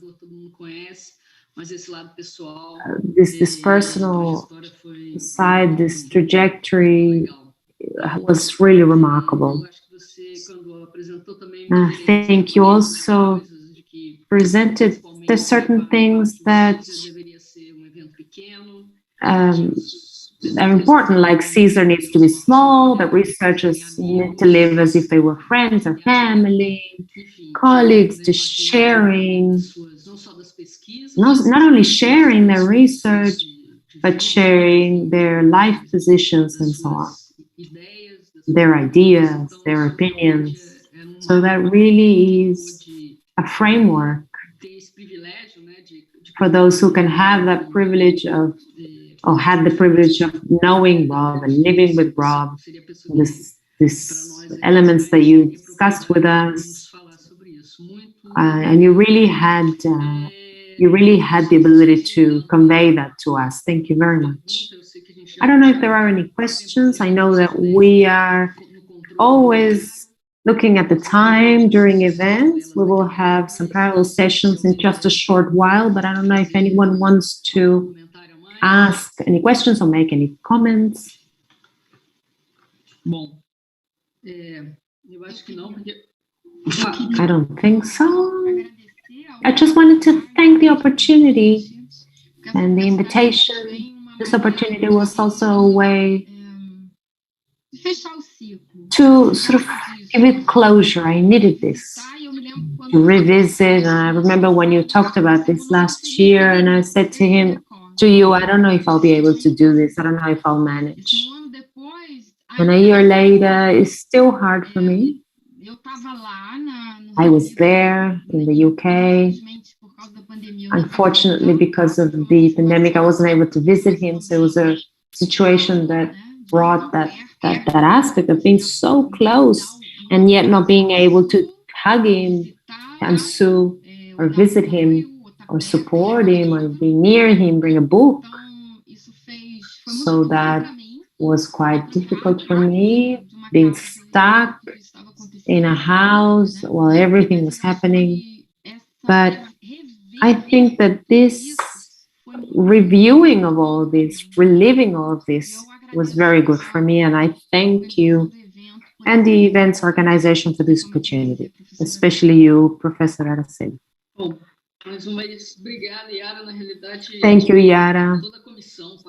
The whole commission participated. I think we have in this commission, this organizing committee, the spirit of Caesar, of doing things together and arguing and exchanging. Sometimes it's difficult to even know who gave the idea for this or that, but everything is shared. So once again, I wanted to thank you. Thank Charles.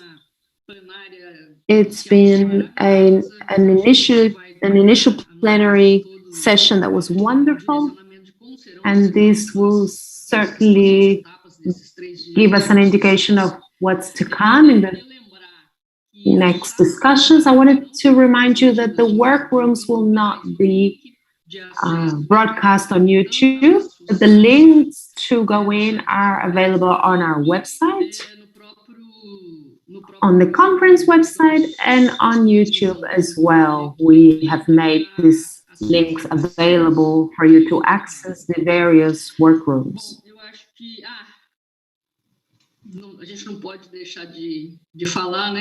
We have to say, if you enjoyed this, please give us a like, subscribe. I think someone put a hand up. I was distracted. I apologize. I wasn't paying attention.